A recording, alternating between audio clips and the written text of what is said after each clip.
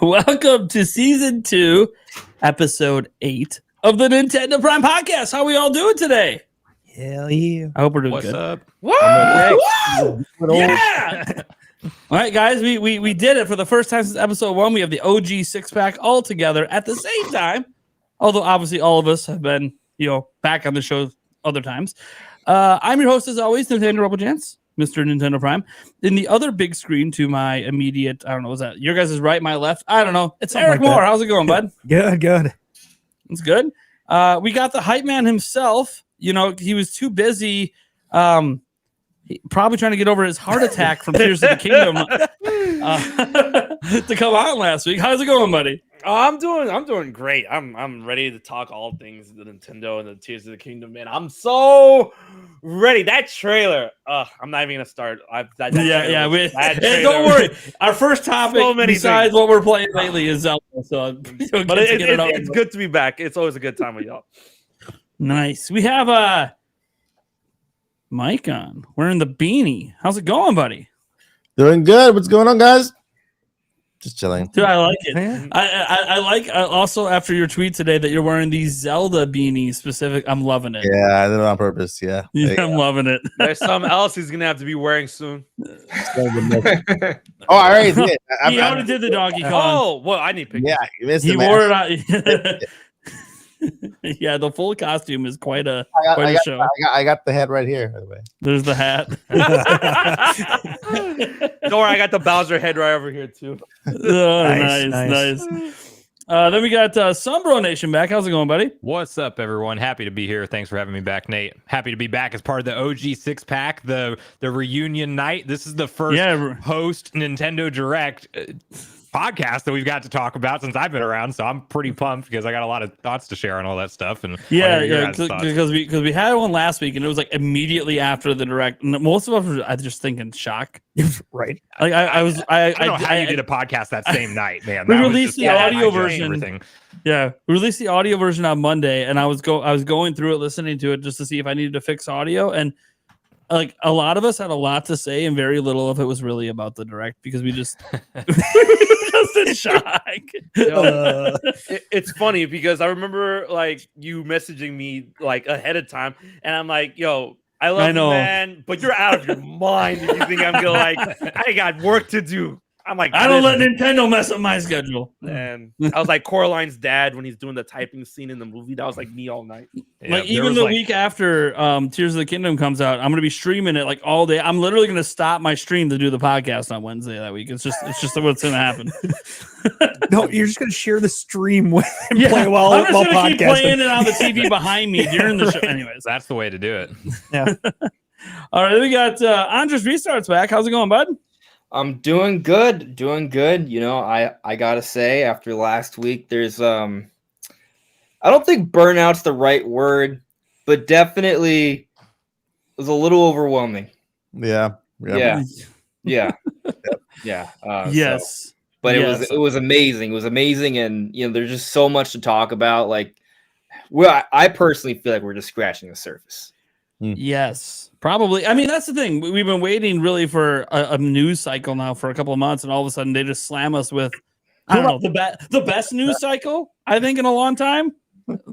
I mean, that second half of that Direct was I don't even know. It was just banger after. I don't know what they were doing.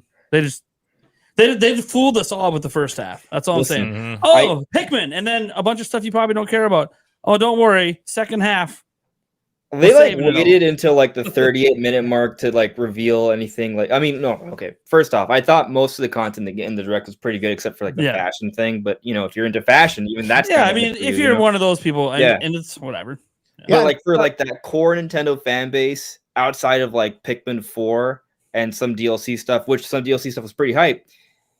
They waited till the 38-minute mark or something. I gotta double check. And people were like, "Oh, the Direct is over. There's no Metroid. There's no F-Zero. There's no Zelda." Yo, that was so annoying. It's like there's no Zelda. I'm like, guys, there's still it was funny because even as they were showing the Prime remaster stuff, they're like, "Oh, we're almost to 40 minutes. There's not going to be any Zelda. Can you believe it?" I'm like, "They said roughly, guys. It's going to go over. Chill out." Yeah. They almost always go over. And then there was one game that to me stood out that wasn't a first party Nintendo game.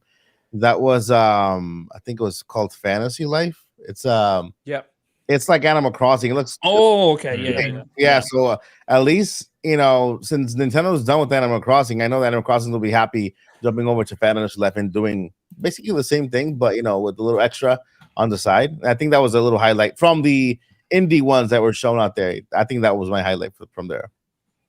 Nice. So halfway through the direct, Nintendo had a hold my beer moment. It's like, oh, you want content? Hold my beer. Hold my beer. Give you content. I was trying to wind down from the NSO announcements and like, all right, guys, give me like a filler game that I don't care about, and then like immediately Metroid Prime Remastered was on screen, and I lost it. I couldn't handle it.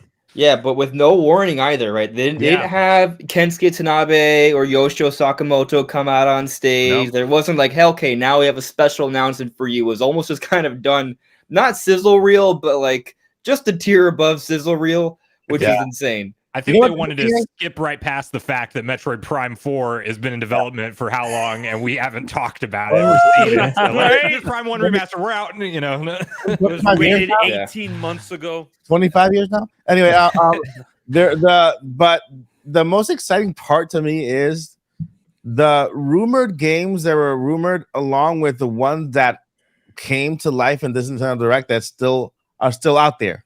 And I think that Nintendo's going to pull another one of these. F-Zero, baby. Direct. I think F-Zero ZX. Let's go. It's one of those years. Because we found out that they were sitting on Metroid Prime since summer of 2021. It's like, holy crud. Like, what else are they sitting on? They are sitting on a lot. Mm-hmm. Probably been sitting on Tears of the Kingdom for a while at this point. I think Twilight Princess, for those who were waiting for it, and Wind Waker have to happen this year because they worked along those games. Did Jeff Grubb say that one too? He talked about that one too, coming this year. Last year, and the year before. Yeah, and of course he got it. He got the timing wrong, but maybe he, the game. One thing he said about that. You go. Yeah, I was gonna say one thing he did note about that the last time that he talked about it is he said he only had one source on it, and normally he doesn't say anything unless he's got multiple. Yeah. So it's one of those that maybe his source on that's really not that great. Okay. And he made a mistake. Yeah. So that one I don't even think he thinks is like it's coming this year or anything. Yeah. It was just an inaccurate report. Or not a good he ate the L on that one. Yeah. As did his co-host Mike Miani or whatever, because he had his own source. And I guess it happens. Things go around sometimes that aren't real. There was a lot of stuff for Metro. Like there was a lot of people talking about Metroid Prime remaster being a thing. We'll get into Metroid in a moment. It's going to be our second topic of the day. But before we get into some more of that stuff, what have we been playing lately? And I already know Metroid Prime remaster is about to come up. Like I mean, probably all of us or most of us have probably played there, baby. Surprisingly enough, beat it last night. Not for HMK. That's okay. I didn't play it yet either, and I got sent a free copy by Nintendo. And I still didn't touch it. I'm working on my 100% run starting maybe tonight.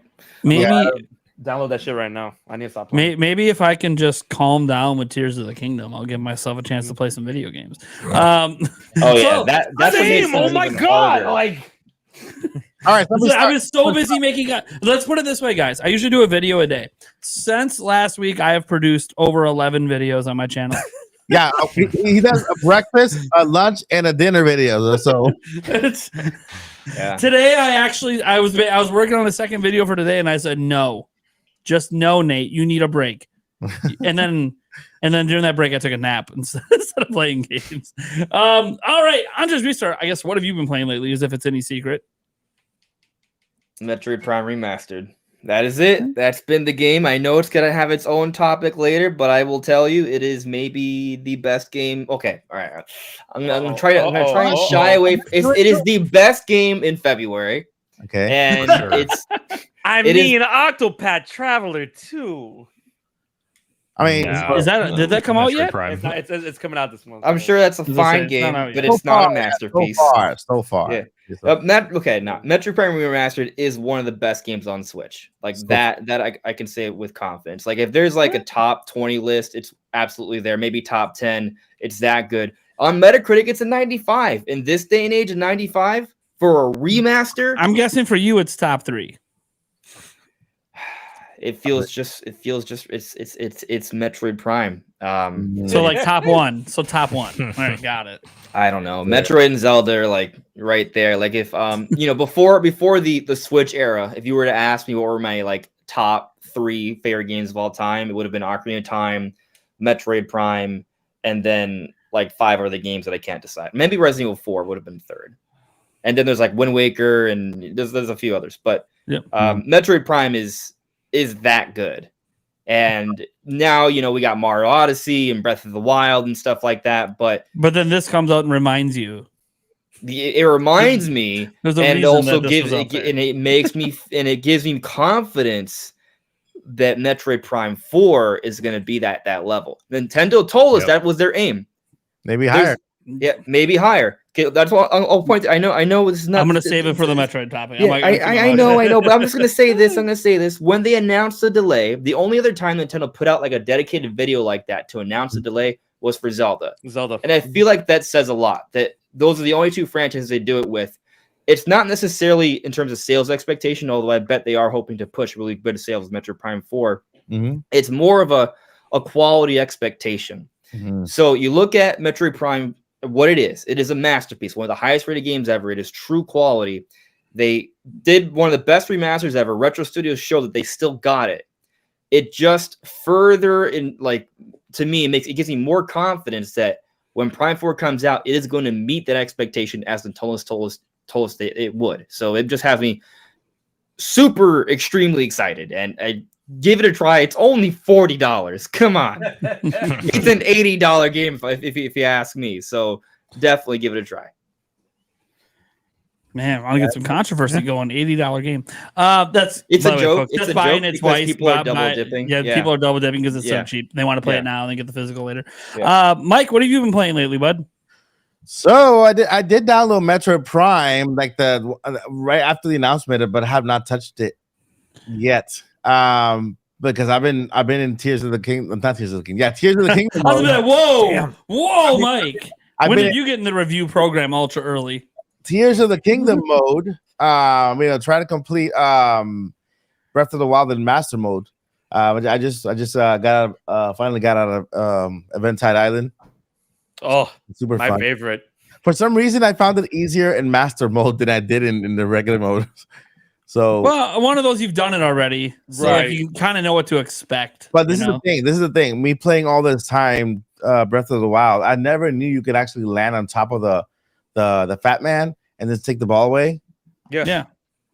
And I've always been just battling it, just defeating it to get the ball. So this I still defeated just to get the items it has. Yeah, I can care less about items. I just wanted to get the ball. That's time. I got the ball. And then everyone's got their own ways. Yeah, but just like Cap Ferguson was telling us how we could cheat it and put an ice platform and throw one of our weapons on the beach, and then we'll have our weapon. That's cool. You can start off with like a 60+ damage weapon. Have a good day. So I've been playing that. I've been playing Minish Cap on Game Boy Advance. Not too much. Not too interested about all the other games on Game Boy Advance right now for some reason. I've heard that like there's some extra features because of I don't like there's like for some of the Game Boy Advance games like there's some like GameCube connectivity features that you didn't really have access to, but you do have access to them now through the online Nintendo Online. Yeah. I'm not sure about which ones they are. I think it's there's one is a Mario game, but check the settings for some of your games that were supposed to have some GameCube connectivity. You might find something interesting. Nice. Okay, I'll check it out. But yeah, I've been playing those 2 games. I'm hoping that once I'm done with Tears of the Kingdom, I'm already going towards. I already defeated my first. What's it? Divine Beast. Yeah, Divine Beast. One of them. I think the bird one. Did you cry? Oh, did you cry? Why would I cry? Well, I mean, one of they're pretty sad. The story behind them. I'm not the kind of that. Okay. This is a little thing from Friends. I don't know if you guys watched Friends in the past. I just binged it like a month ago. I'm not the kind to cry when they stopped drawing the deer. in the Bambi movie. Okay, I'm not the kind. Bambi's mom died. No, they didn't. See, they just stopped drawing it, and then it's not there for the rest of the episode. What? That is horrible. You know, I do get emotional for things that I identify with and things that I know that are real. But any sort of animated thing, you're like, whatever. Animated, yeah, some, yeah. You know, when it comes to like in Dragon Ball Z, Goku dying and stuff, yeah, at the beginning, that was like crazy. Oh, Okay, the first time. Well, if that's on the table, Mike, then Breath of the Wild has to be on the mean, table to draw some tears for I you. mean, come on, Mifa. It's sad. Yeah, there's some sad stuff. She was already dead though. I didn't see her die. Yeah, you know what it probably But Goku was. dies multiple No, it probably times. was. And Because the last way time he back. probably played was the DLC, and it's Baby Sidon, so he's all, Mifa died, but I got Baby Sidon, I'm good. You say Sidon? Sass, I don't know. Oh, You know what? I mispronounce everything, so don't. I'm not. don't No, come at look. me. I'm not saying it's wrong. Okay, and It I probably think is. I think you're entitled to say how you want to say it. It I is just wrong, though. in the Warriors game. It's Sidon. That's not canon. No, but she How says is it. that She canon? says it in the DLC Eh. Champions Battle. She says Sidon. in that. So look. Okay, there you go. For your Age of Calamity argument, Mike, it technically can be canon because there's a split timeline event that happens in it, and the ending that leads to Breath of the Wild does technically happen in it. So yeah, But, it's I just don't think it changes anything. Yeah, it's a it prequel. doesn't change anything. Yeah. it shouldn't. It's a prequel. It's like what happened before. Like how I did mean, it shouldn't Yeah, change frozen. anything. To be fair, but yeah, it shouldn't change anything. and now, but see, if they want to make it canon, then they can have an entirely new Breath of the Wild game that has all the champions still alive. Yeah. See, and if And that would be crazy. and I get attached to them and I play for them with a while, and then I would probably get sad. But Well, then go play Age of Calamity first, and then find out they died. all right, so yeah, maybe if I go play Age of Calamity, get used to all the characters and all something. Breath of the Wild. Oh no, they're dead. Then okay, then I was like, okay, yeah, maybe. They rip them away for you, Yeah, or the DLC where like you play as them alive for a brief moment, rip. just You to know what? they die. Well, you know, the only game that actually got me teary, Final Fantasy VII. The first time I played it, I can see that. they killed Okay, my sure. Ares. You know, Ares. I'm like, Yeah. I spent all this time developing that relationship between Claude and Ares, and I neglect is it Tifa, the other one? Tifa. Yeah. Tifa or Tifa? Tifa. Tifa. Yeah, I got that one down. Yeah, The internet has corrected me on it enough. So yeah, and I neglect Tifa because you know how it probably doesn't even matter because this is me in my own little world trying to create a relationship between the Tifa or Ares, right? So I choose Ares because she's cuter in the whole thing, and then they killed her. I'm like, what the heck, man? Anyway, I'll let somebody else talk. Go ahead. All right. I'm just thinking about like when I've cried playing video games. That's the topic now. When I beat Twilight Princess, when I beat Metroid Prime 3. Oh, that's rough. Yeah, the end of 3 was rough. Yeah, I actually rewatched the ending for Breath of the Wild. I don't remember if I cried when I beat it the first time, but like not like sobbing tears, but like more like goosebumps, welling emotion. You get a little teary-eyed. Like you listen to Zelda, and you kind of talk about how she talks about how she's okay with not having her powers anymore. Like kind of like that acceptance and her coming to terms with her entire like character arc throughout the flashbacks. Like I thought that was like a compelling, powerful moment. So it welled up something. Not streaming tears, but teary-eyed. Yeah. Teary-eyed. Yeah, that cut scene when Zelda cries, that got me in Breath of the Wild. But I did get emotional for the trailer, for this last trailer. For Tears of the Kingdom? Yeah, I had happy tears. Yeah, exactly. Yeah. Like for this last trailer, because it was just hearing Ganon for the very first time and then seeing where everything is going. Oh yes, the darkness survivors everywhere. What do you mean? You're wiping the planet? What is happening? Nah, he's done. He's done. Let's go. He's done messing around anymore. He's done playing games. It's like, he had to deal with more than 10,000. Dude, I've been at this for 15,000 years. I am done. He finally snapped. He finally said, I'm not saving anyone. You're all dead. Anyways. Well, dude, if I can find out that Zelda is actually dead in this game, that's when I got. She's not. She's fine. I'm just saying, if she is, that'll get me again. I'll cry again. All right. Next up, Sunbro Nation. What have you been playing, buddy? Well, it's funny that we shifted this into the topic of what video game made you cry because oddly enough, it's the one that I'm playing right now because I legitimately teared up on stream. You can go watch it. I literally said, guys, I'm going to cry. Like teary-eyed straight up from the announcement of Metroid Prime Remastered because I purposely was waiting this entire time to not replay the game. It's literally been like 10, 15 years for me. I mean, maybe 10. But still long enough that I forgot the details. And so solving the puzzles all over again is like, I'm so in love with this game. It also, I need to make like a mini sales pitch here for every Zelda fan to for sure go play a Metroid game, especially Prime 1, because it's the similar, it scratches that same itch of when you solve a puzzle and some of the intense action sequences. Like it really is, like Andre said it perfect earlier, so I won't add on to it. I know it's a topic later, but it's just one of those games that is just at the top echelon of what Nintendo's ever created, and Retro just honored it like massively with Remastered. So I have not touched anything else since that game has come out. Sadly, I'm still not through it yet, but I'm also going for my 100% run on my first run through. And then right up on the list after that, I will be doing a Minish Cap run through. And then I'm going to try to get through the rest of my save file that I started a while back on Breath of the Wild before Tears of the Kingdom drops. So that's kind of like my little roadmap of games from here. Be careful. I'm at the third divine or fourth divine beast already on that file. Okay. So I think I can make it happen. With Metroid Prime, be careful. And I don't know how to help you here, but when you get to the end, those last 3 or 4 missile expansions, you're just going to be like, where the hell are they? Yeah. I haven't played it yet. I've never played Metroid Prime, so. Yeah. Well, you got to remember is Metroid Prime Dread. That's the one I've played. Metroid Dread is fantastic. How'd you feel about Dread? What? How'd you feel about Dread? I love that game. Yeah. Well, you're going to fall in love with Metroid Prime. You're going to fall in love with Metroid Prime. And what's cool about Metroid Prime, it's a little bit longer than Dread, but I kind of tried to make a point on Twitter earlier. It's when after, with Dread fresh in my mind and having played Prime, like they're not extremely long games. Mm-hmm. They're decent.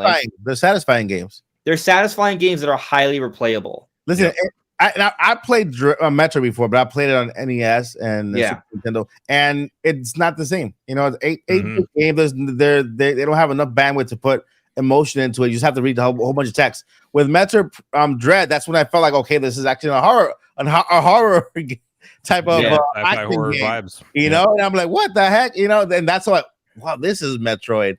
So now when I found out they were making Metroid, I actually bought the trilogy on Wii U, and I was like, okay, if it doesn't come out in direct, then I'll go back to the Wii U and play it. But yeah.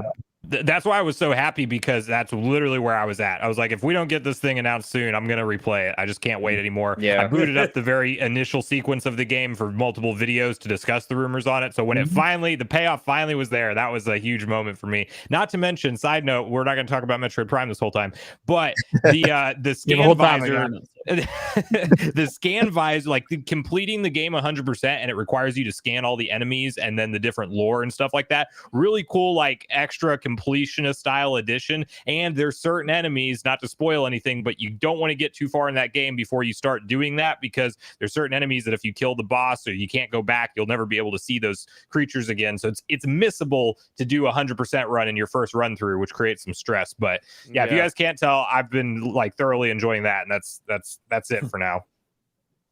I could go on. I'm just holding back. Yeah, holding back. Eric, what have you been playing lately, buddy? Still plugging my way through Sparks of Hope. Heck yeah.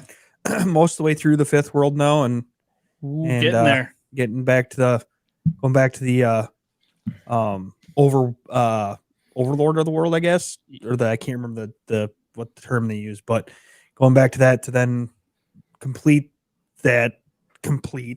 and then jump off, I think, to Cursa then. Heck yeah. So you're saying possibly, maybe by this time next week you might be done. Maybe. Yeah, possibly. Maybe. Well, at least it didn't carry you all the way to Tears of the Kingdom. Now you can play some Metroid Prime Remaster. Yeah. All right. Next up, let's get HMK. What have you been playing lately, bud? Oh my goodness. I have been playing Minish Cap.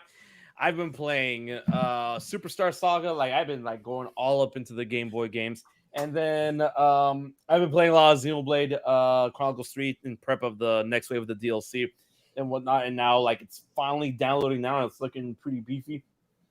And then other than that, Breath of the Wild, a little bit of Kingdom Hearts here and there. But what I've been doing with spending my time mostly is finally converting this old relic into the S23. And I'm like, I'm ready for mobile gaming at this point. There's no way there's a scratch on it now. Oh boy! Oh no! It was oh no! But that just came out. Like it's a streak, and I'm waiting on a case. I'm not even like I'm probably gonna be phoneless until the case comes out. Like when I leave the house, like this stays home. Like, yeah. Just got this yesterday, and I ordered the case ahead of time to make sure that I was good. Nice. But other than that, I've been itching to play Metroid Prime Remastered because that's actually one of my favorite GameCube games, like ever.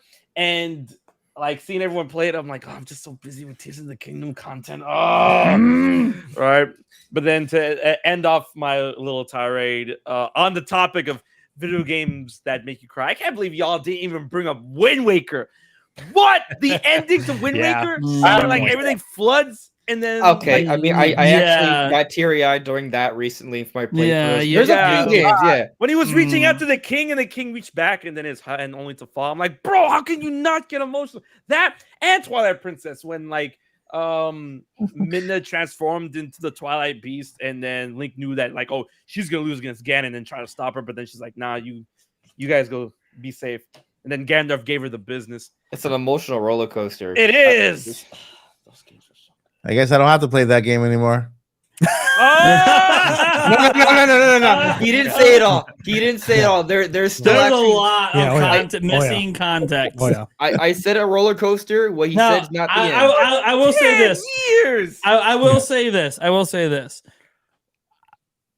I think, look, this is a podcast where we talk about video games. Once we're like 2 years past the game, I don't think we're worrying about spoilers anymore. So if any of you guys, like Mike, I'm so sorry if things get spoiled. But also to be fair, yeah, Mike, you were talking about a big spoiler earlier. Like Final Fantasy, bro. Final Fantasy 7, yeah. There's a lot of people Final Fantasy 7 recently came back with a remake. Exactly. And there's a lot of people who haven't played the original and don't know that. So congratulations. But I'm talking about that. Crisis Core just came out.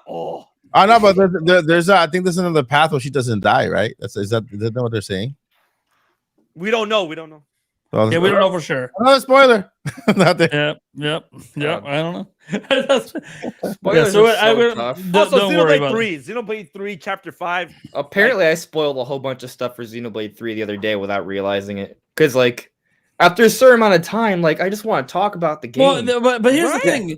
This is the way, like, I've always treated the spoilers like this. It's not even a topic. It's just, look, if we're several months out from a game that I beat, at some point I'm just going to talk about it, and you could just choose to be here or not. Because I didn't beat a game and then just don't want to talk about what just happened. Like, it's just, I can't hold it in for that long. It's just part of being a content creator. You guys could beat games with your friends and talk to your friends. You guys are my friends. So if you didn't beat it, I don't know what to tell you, man.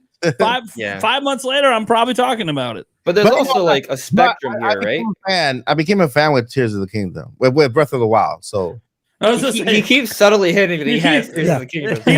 He's just hinting. I'm waiting for him to bring the box out, put it away again. Yo, you see his TV in the background. That's Tears of the Kingdom right now. That's not a Wii game. He's in the pause menu, the system menu right now. No, that's the hinted leaked Switch, and the game reads whatever model you're running it off. Whoops, forgot I had that on. Yeah. Whoops. But also, like Nintendo, that nothing. To add on what Andres was saying, like you shouldn't feel bad because looking back at the direct and then when they were showing off Wave 4 of Xenoblade 3 DLC, like at the moment I didn't really realize it. After the fact, I'm like, wow, that's a really big spoiler. Yeah, and they just unleashed it. Like we can talk about now. Hey, Alvis, Shulk, Rex, all that stuff. Bro, Xenoblade 3, we're in this, man. But that's what I've been playing. Nice. So I've only been playing Breath of the Wild Master Mode the last week. That's it.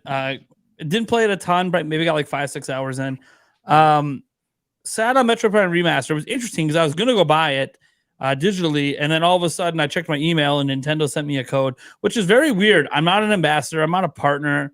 I don't even have contacts with them. They just randomly said, "Hey, you're a YouTuber. Would you like a code?" Sure. They should have sent me a code. I talk about Metroid. You don't. Hey, I created MetroidWiki.org. So Hey, All right. my channel has Prime in its name. I mean, anyways. Oh, maybe that's what it is. I thought you were a Metroid Mic drop after mic drop. Right. I haven't talked about it yet because what Nintendo didn't realize is that Zelda is just that much more important to me than Metroid. But I still really love Metroid. It's one of my favorite franchises. That's why there's so many damn Prime references. I totally understand you, though. The original intro to the podcast, actually, it's still the intro, is Metroid Prime music. So if you ever listen to our audio version, Andres, of this very show, kicks off of Metroid Prime. Anyways. You should have played Metroid Prime already. They gave it to you for free and you still haven't played it. I don't care what you have to say. He's all mad at me. You still haven't played it. Well, some of us are busy making a dozen videos and 7 live streams between the direct. Listen, man. Listen, the only reason he got the code was because his channel's called Nintendo Prime. It's like, hey, Nintendo Prime, Metroid Prime, let's give him a code. Yeah, there you go. Yeah. No, I get it. They though, probably like I've- Google search Prime in like YouTube and Google, and then that first thing that comes like, all right. I still haven't made Prime Pikmin or Xenoblade videos yet, right? Like I've only made Zelda and Metroid videos. And I only just put out like a Metroid video like right before the podcast, not counting a 5-minute graphics comparison for Metroid Prime. So like I'm right there with you. It's tough. It's tough. Metroid's coming up probably next week for some stuff because I'm gonna finally start playing it. And then wanted to speculate on future Metroid stuff, which we're going to do today anyways. And then I want to, after that, I mean, I got to talk about Pikmin at some point. I got to give Pikmin some love, man. We're getting a 4th Pikmin game. Nighttime gameplay. Nighttime gameplay. Nighttime. Could be delayed. Oh, my. It has a date, Mike. They don't delay games that have exact dates. Haven't we learned this with Tears of the Kingdom? It doesn't happen. Unless there's a world event. Sorry. Correction. Unless there's like some even if there is a world event, unless it's really it's taking over the universe, I think. But it could be. The pizza box attacks that was sitting in the park. Anyways. All right. So that means I guess let's just get into our first topic. And that is because it's been a week. Tears of the Kingdom. We've had time to digest. We've made our content. We've done our things. Week? Oh man. Yeah, it feels like forever, dude. It feels nice to just remind everybody who kept telling me for months now, the game's going to be delayed, And I'm like, no, it's not. Oh, look, it's not. It's almost like they were just waiting for the February Direct. People still believe it's going to get delayed. I know. That's crazy. Still getting delayed. They just repeated the date for no reason. It's almost like Nintendo knew, hey, let's just make sure we repeat the date at the end of this trailer. Just to remind people it's still coming out May 12th. Until they have it in their hands, they're going to think it's going to get delayed. And when it comes out, people are going to say it's just DLC. Be like, it's just DLC. It's incomplete, and then they're selling us DLC on top. They're completing the game with DLC. It's $70. It's a BS. Now it's $100 game. Nintendo sucks. Some people argue the last Zelda was Skyward Sword. Some people just can't be happy. They just want to find a reason. I want to know who. I just want to talk to them. Just like nicely. Have a conversation. I never say anything about nice. So it's been so it's been a week. How are we feeling? We've had time to digest it now. I'm done talking about Zelda. Done. You're never done. Zelda gets done. Yeah, but Zelda's not done with you. That's the problem. Right. I'm feeling good, and I was telling I'm waiting for this podcast to start so I can start like exploding. Wait, can I or someone else is gonna go? You are good. Go for it. Bro, this trailer gave me everything I wanted, and like people saying that this trailer was underwhelming. How dare you? This trailer gave me everything I wanted when it came to Tears of the Kingdom's own identity, how it separates it from Breath of the Wild, the fact that it didn't get delayed, the fact that the Sky World gets bigger and bigger, higher and higher. Like literally, the shots of Link looking out into the literal stratosphere of Hyrule and beyond. We're going to space. The entirety of the world. That blue azure just fading into the whiteness of the void. I could stare at that forever. And the fact that we finally, because it was always alluded to, but never confirmed. We finally got the confirmation of Underground, and the Underground looks insanely more massive than I honestly thought it was going to be, and I'm so glad for that. But to me, I was actually talking about this to my brother earlier on the stream, before the stream, where he was asking me, "Hey, do you think that the Skyworld and Hyrule is going to be seamless?" I'm like, 100% from what the trailers we've seen, it's going to be seamless. However, I do think that the cavern system is going to require a loading, a loading part where it's like, oh, to go into the caverns, go into this one hole or wherever, loads up the caverns, right? But everything when it comes to Hyrule and the sky, seamless. No loading required. It's all gonna be rendered at once, just like how it was in Breath of the Wild. So let me ask you about that. So are you saying that it's gonna? I mean, fact matters. Even when you're playing an open world game, it's constantly loading. You know, that's why you have pop in and draw distance. It's just done in a way that it feels seamless. Yeah. So when we're talking about the Underground, are you saying that there's gonna be a loading screen? Yes. Or are you saying that they're just gonna maybe? Well, what I'm hoping they're gonna do is you'll see an opening, right? To your point, because we've already seen some openings. You go in and the game just kind of smartly starts to load them in. And because you can only see the cave area at that point, once you enter a tunnel, it can then open up to bigger areas. That's what I'm hoping, because I feel like we have to see a loading screen without warping. That would be bad. I don't think so, because I feel like the cavern system, because we've had alluded towards allusions towards the cavern system since the first trailer and in the third trailer. In the third trailer, there was a part within the Faron region where there was a hole in the wall that's not there in Breath of the Wild. Right. I feel like that's going to lower you down towards like almost subterranean level of the cavern. And then when you go deeper, there's going to be that big, just like in previous Zelda games, that big black hole where you go through it and Link runs through, loads, and then he's running through, and then that leads you to that specific area within the cavern system. And then something else that helps support that idea, and I wouldn't hate that, is that in one of the scenes in the latest trailer, there's that, the scene where all the Guardian arms come out to Link, and he's like, yo, what's going on? The one in front of him, at first I thought that was a battery, because I thought that was like a battery coil. When closer inspection from that apparatus, whatever, there's a wire coming off from it, from the bottom. So I really think those points, the Guardians are trying to hook Link up to a wire and then throw him down a hole, right? And I thought that was a crafting scene. No, I honestly think that's like that. I think that's inside one of the watchtowers, and then those watchtowers are going to lead you into specific parts of the underground, and you get thrown down there. And then whenever you have to go back, you find the wire you got thrown down with. You're like tug, and it brings you back up, right? And once you're in the cavern, the entirety of the cavern is going to be seamless. Right, the cave system underground is going to be seamless and whatnot. But to get from overworld to underground, that I feel that's going to require a loading screen. I think that scene where these Guardian arms come out, I think that's a trap set by one of the ancient tech scientists, and then part of a cutscene where Link goes like this, kind of protect himself, and all of a sudden he comes out, oh, I'm sorry. It looks like a comical scene. Yeah.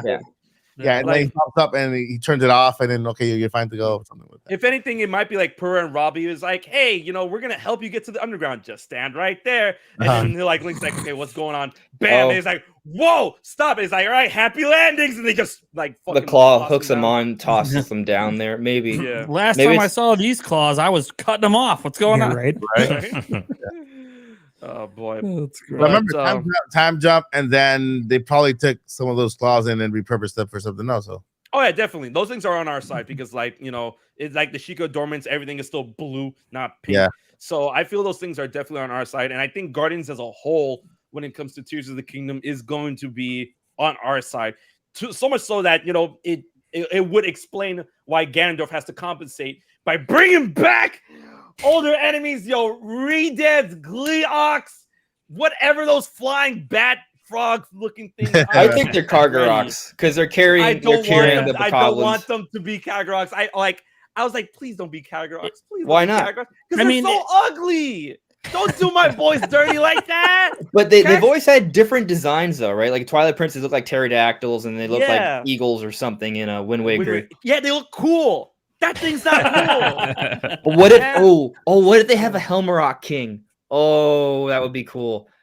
I would like if in that style, no. I'd rather take Helmasaur King if we're like, bro, like Kakarot something like that. I'm it's like a giant pterodactyl. I want this game is to end big. I want this because apparently it's like the I was doing my homework, right? Doing my homework, listening to other videos and theories and this and that, and then on how that symbol behind the logo stands for those dragons. It's like a loop, right? Yeah, the Ouroboros. So this could be the actual end of the series, right? So I'm hoping we get this Avengers type ending where all the champions come back and they're all fighting together and Link just kind of runs towards the castle or whatever. And then with this master sword, like he finds a way to bring the champions back, all the warriors back, and even past warriors, and just have like this giant, huge battle to end it all. I don't want a one-on-one battle between Ganon and Link. We've had that for forever. Oh, let me throw something at you guys in terms of like scary things. So in the trailer they show this one part where there's like the malice is raining down. There's like this big explosion. Mm-hmm. When I took a look at it, I felt that the silhouette that was showing there was in the shape of a Lionel. Like I put it like lined up with a Lionel, and it looked pretty comparable. Like you could see kind of like what was making out the bottom, like the forelegs, and then like an upper sort of torso area. So imagine like a malice infested, powered up, transformed Lionel. Like Lionel's already scary and powerful, but just like possess that thing with Ganon, Calamity, Scourge, Malice, and it's just going to destroy everything. I feel like something like that, if it is real, should be a dungeon boss, which actually brings me to the topic that I want to discuss with you guys. How are we feeling about the fact of dungeons are looking, I would say, extremely likely? I mean, those sky towers, right? Without them saying it, they've said it. Like, dungeons are back, and it's probably how we get the 7 tiers of the kingdom, right? Like, I mean, you think that each dungeon you go 8. Conquer, you could be 8, but that's probably the quest that we're on, and that's probably why Nintendo made a big deal about that name, and now we're starting to see like the zoomed out, and then I kind of want to talk about the loading screen thing too, because it's an interesting topic. If they do have a loading screen to the underground, but they don't to the above the skies, then that would be kind of interesting, and it did look like Link was just straight up flying at one point, kind of low enough where you could see direct Hyrule beneath, so it makes me think there's not a loading transition there, but then at the same time I could see where maybe to actually land on the ground you have to go through the thing that pulled Link up, like you have to do something like that, and maybe that's like a quote unquote loading screen. I'll tell you, I really don't think there's gonna be at least with the sky area. I feel that with Tears of the Kingdom, it's in a way they're trying to sort of, I don't want to say righting a wrong, but sort of like righting the wrong of Skyward Sword, because when you play Skyward Sword and you saw the sky and you saw the ground, there was like definitely this desire that it would be more seamless, and that's one of the reasons why they had Skyward Sword HD and then they showed off the initial sky right after revealing Skyward Sword HD. I think the intent was to show, hey, we're now doing sky to land gameplay right. So I really feel that a big goal for them was to make that transition seamless. Yeah, agreed. Definitely. Yeah. Well, what if they did like a passive loading screen where you're kind of falling, and it doesn't actually say loading, but you're just kind of falling, and that's just loading while you're falling, or if you're like, it does show us getting really close already. So or if you're like going into the underground, you're just kind of running into a cave or something, and you just kind of keep running. There's certain then all of a sudden heights it just opens, because we've noticed in all the different trailers, there's obviously different levels to the Sky Islands, and it seems that there's certain heights where there's sort of a preloaded jump animation, and I think that's a load. I think that because the camera points away from down below and then comes back. And I'm thinking that might just be a preloaded animation load screen. Yeah. My impression is that however it's done, whether there is a true loading screen, like basically it's going to be done in a way where you're not going to see it. It's going to be done. No, for sure. Like maybe there is like a quick run animation, although I feel like that might be like just, trailer magic. But to your point, the higher you are, maybe there's more clouds, so you can't really see. and the further down you go, a little bit more you can see. I mean, it's how open world games already function, just from more angles. You can't see everything. So little by little is loaded in, the closer and closer you get. And with the caverns, if they're hidden away, I mean, you don't have to load them in until you navigate your way in there. So right. They could do something God of War Ragnarok style, where basically, Kratos is walking. Yeah, something like that. It was just those areas where you're actually going to a whole different realm. You're walking in a circle waiting for a door to pop up because the game's just loading, but it never just takes you out of the game completely. And you're still paying attention to dialogue with the characters. Like, I could definitely see them doing something like that as well. Right. But Metroid Prime is actually it's a great time to bring up Metroid Prime, because Metroid Prime has one of the most intelligent ways to load in scenes. Every funnel, every door, you shoot it, it loads up, and you're under the impression, if you don't know, that there's no loading in Metroid Prime. No, everything is loading all the time. They just mask it beautifully. I mean, that's the way corridor-based video games have done it forever, though. That's not a new trick.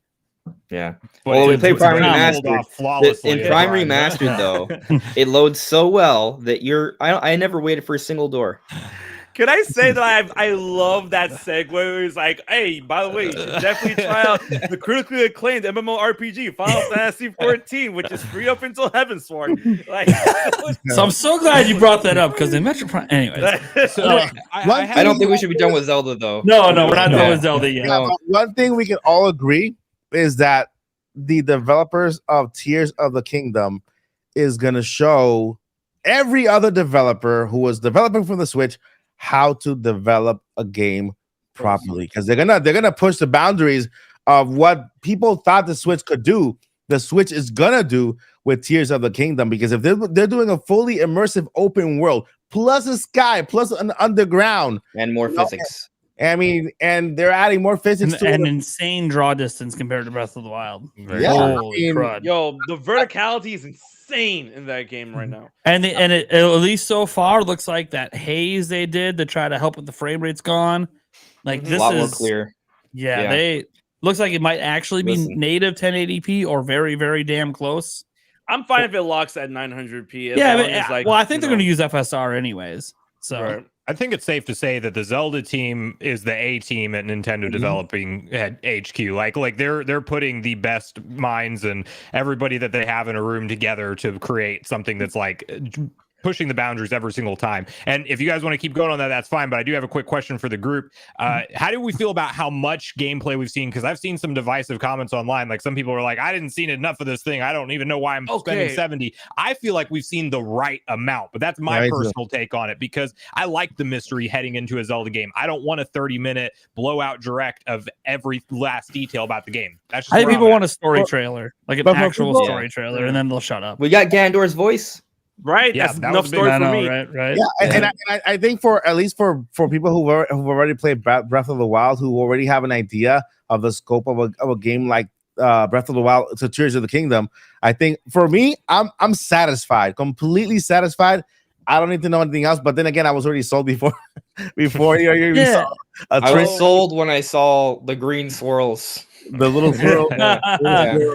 So I'm kind of 50-50 when it comes to like how much gameplay we've seen. I've seen, like, at this point now, I feel like we've seen enough gameplay in order to have Tears of the Kingdom have its own distinct identity away from Breath of the Wild, which is something I always needed. Like, okay, we got buildable vehicles, we got new weapons, new enemies.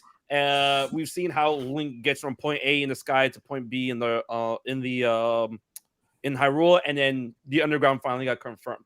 I would say the only thing, because like I'm still like, I mean, obviously I'm gonna get it, but like I'm still wanting for more, only in the aspect, and this could be small, but for me it goes a long way. I need to see like a good chunk of combat, like, and because I want to see combat, like the main reason why I want to see it is like, it's been 6 years. I just hope and I pray to God that Link does not have the same animation strings for his combat that were in Breath of the Wild.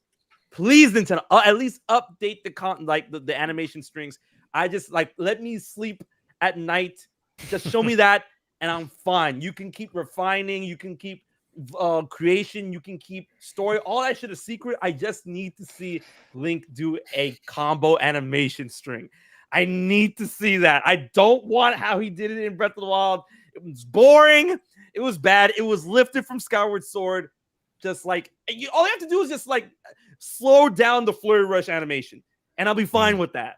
If that's this new combo animation, I'll be fine with that. That's all. That's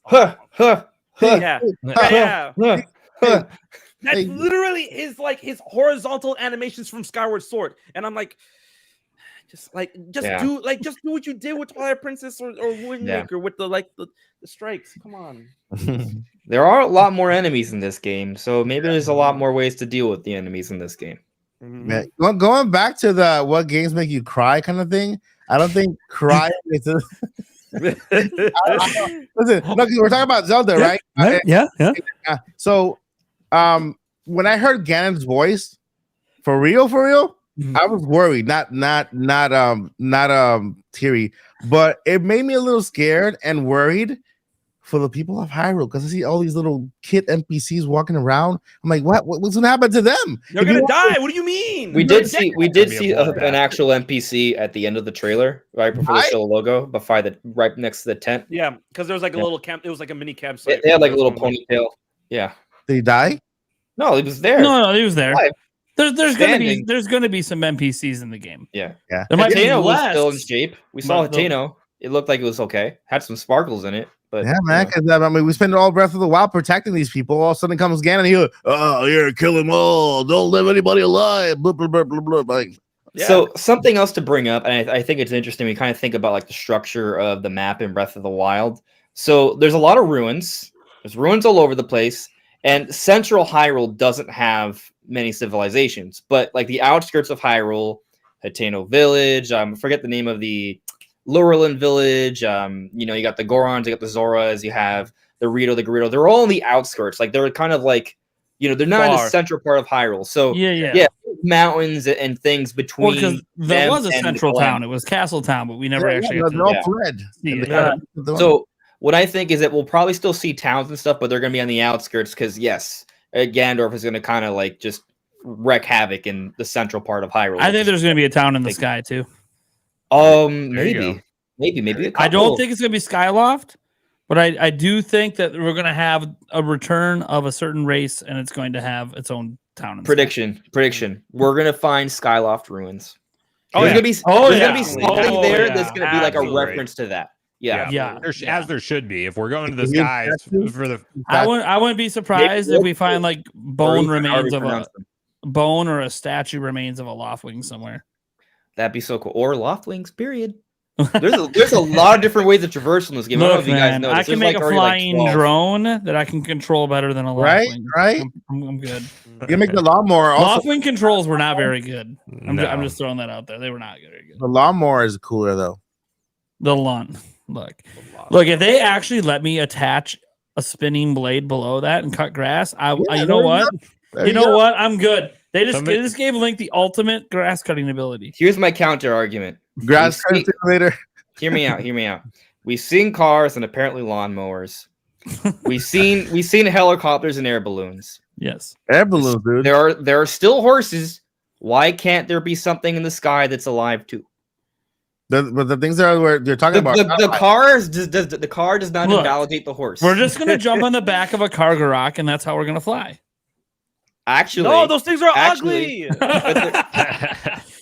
Well, okay, yeah, but you can. Not everything needs to be pretty. HMK. The world has lots of ugly things in it. How about a Pegasus? Just look at me. Oh yes, Pegasus. Give us a Pegasus. I'll take a Pegasus. A Pegasus, or we could just ride the Divine Dragons. With the wings. Or I just want to fight a dragon midair. If they don't get me that in this game, I'm gonna be mad. Well, there's the Gleeok, so what are you gonna do? That ain't a dragon. That's a one arrow shot kill. That's not even Gleeok is what? The Gleeok is like this massive thing that it takes up the entire width of the Hyrule Bridge. I think he's got the enemies confused. That's why. No, the three-headed dragon Gleeok. Yeah, I'm not worried about that.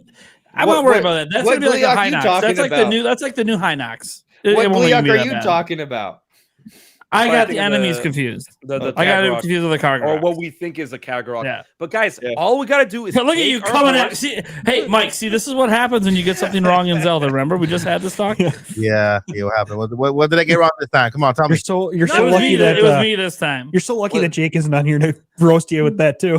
Listen, yesterday I had a Metroid discussion, and I was talking about an anime. I didn't Talking really about name for it, so I'm just saying that we all there's too many names. There's a lot of names. Yeah. But it would be cool if to defeat the Gleox, you would have to first defeat each head individually.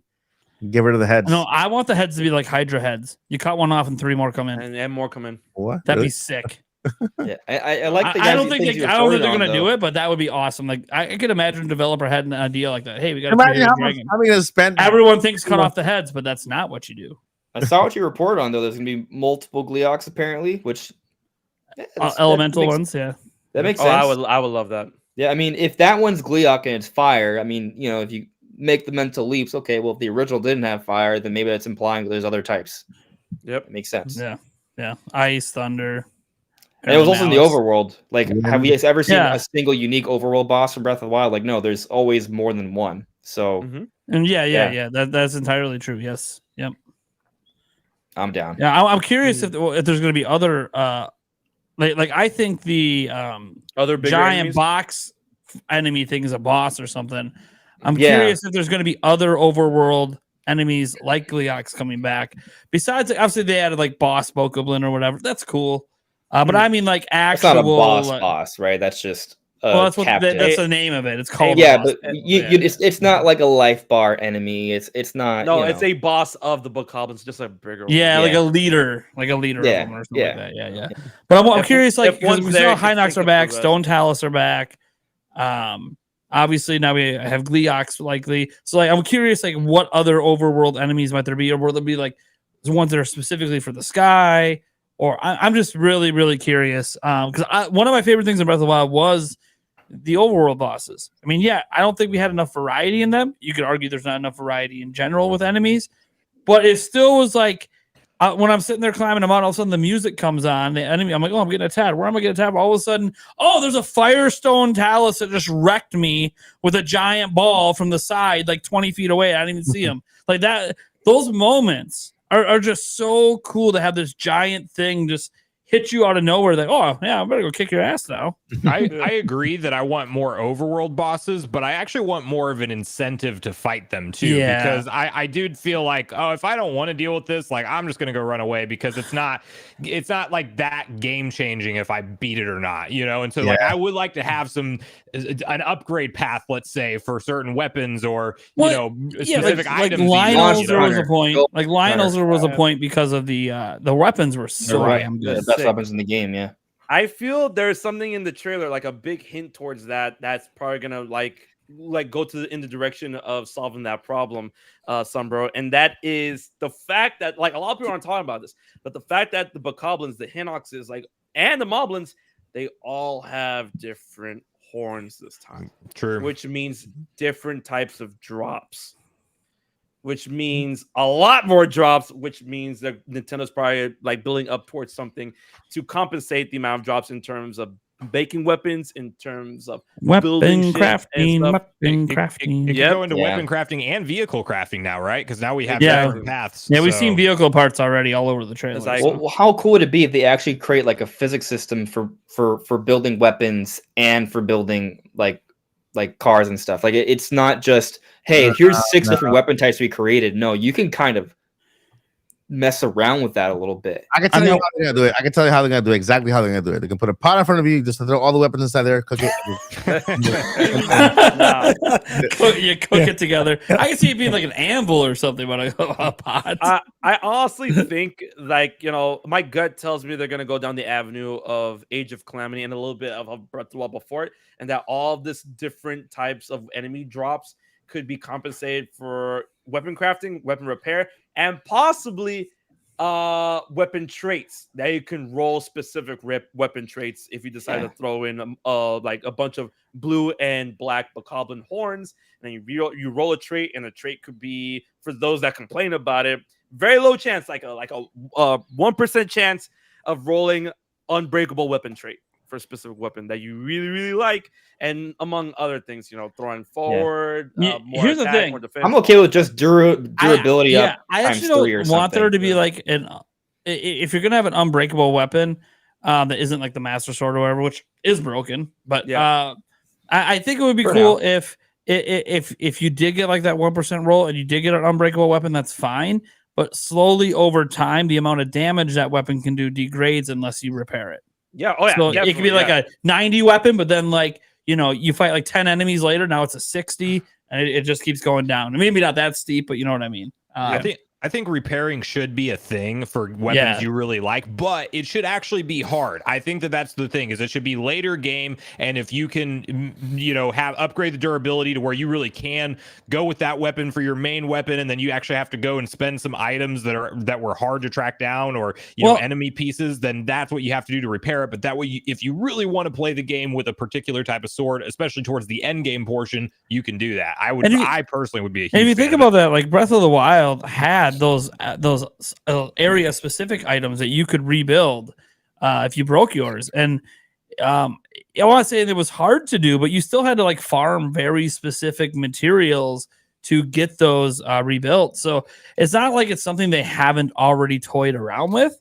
It's just not implemented on a wider scale, So maybe that would be something that you could expect to get expanded in this game, since it is something they've already tried.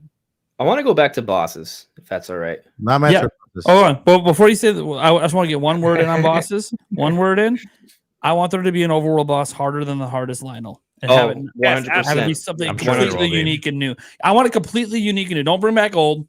Don't make it like a Dark Nut. No. I want something I've never seen before to kick my ass. But also give us Dark Nuts. Well, Dark Nuts would be cool. I'll take that. Yeah.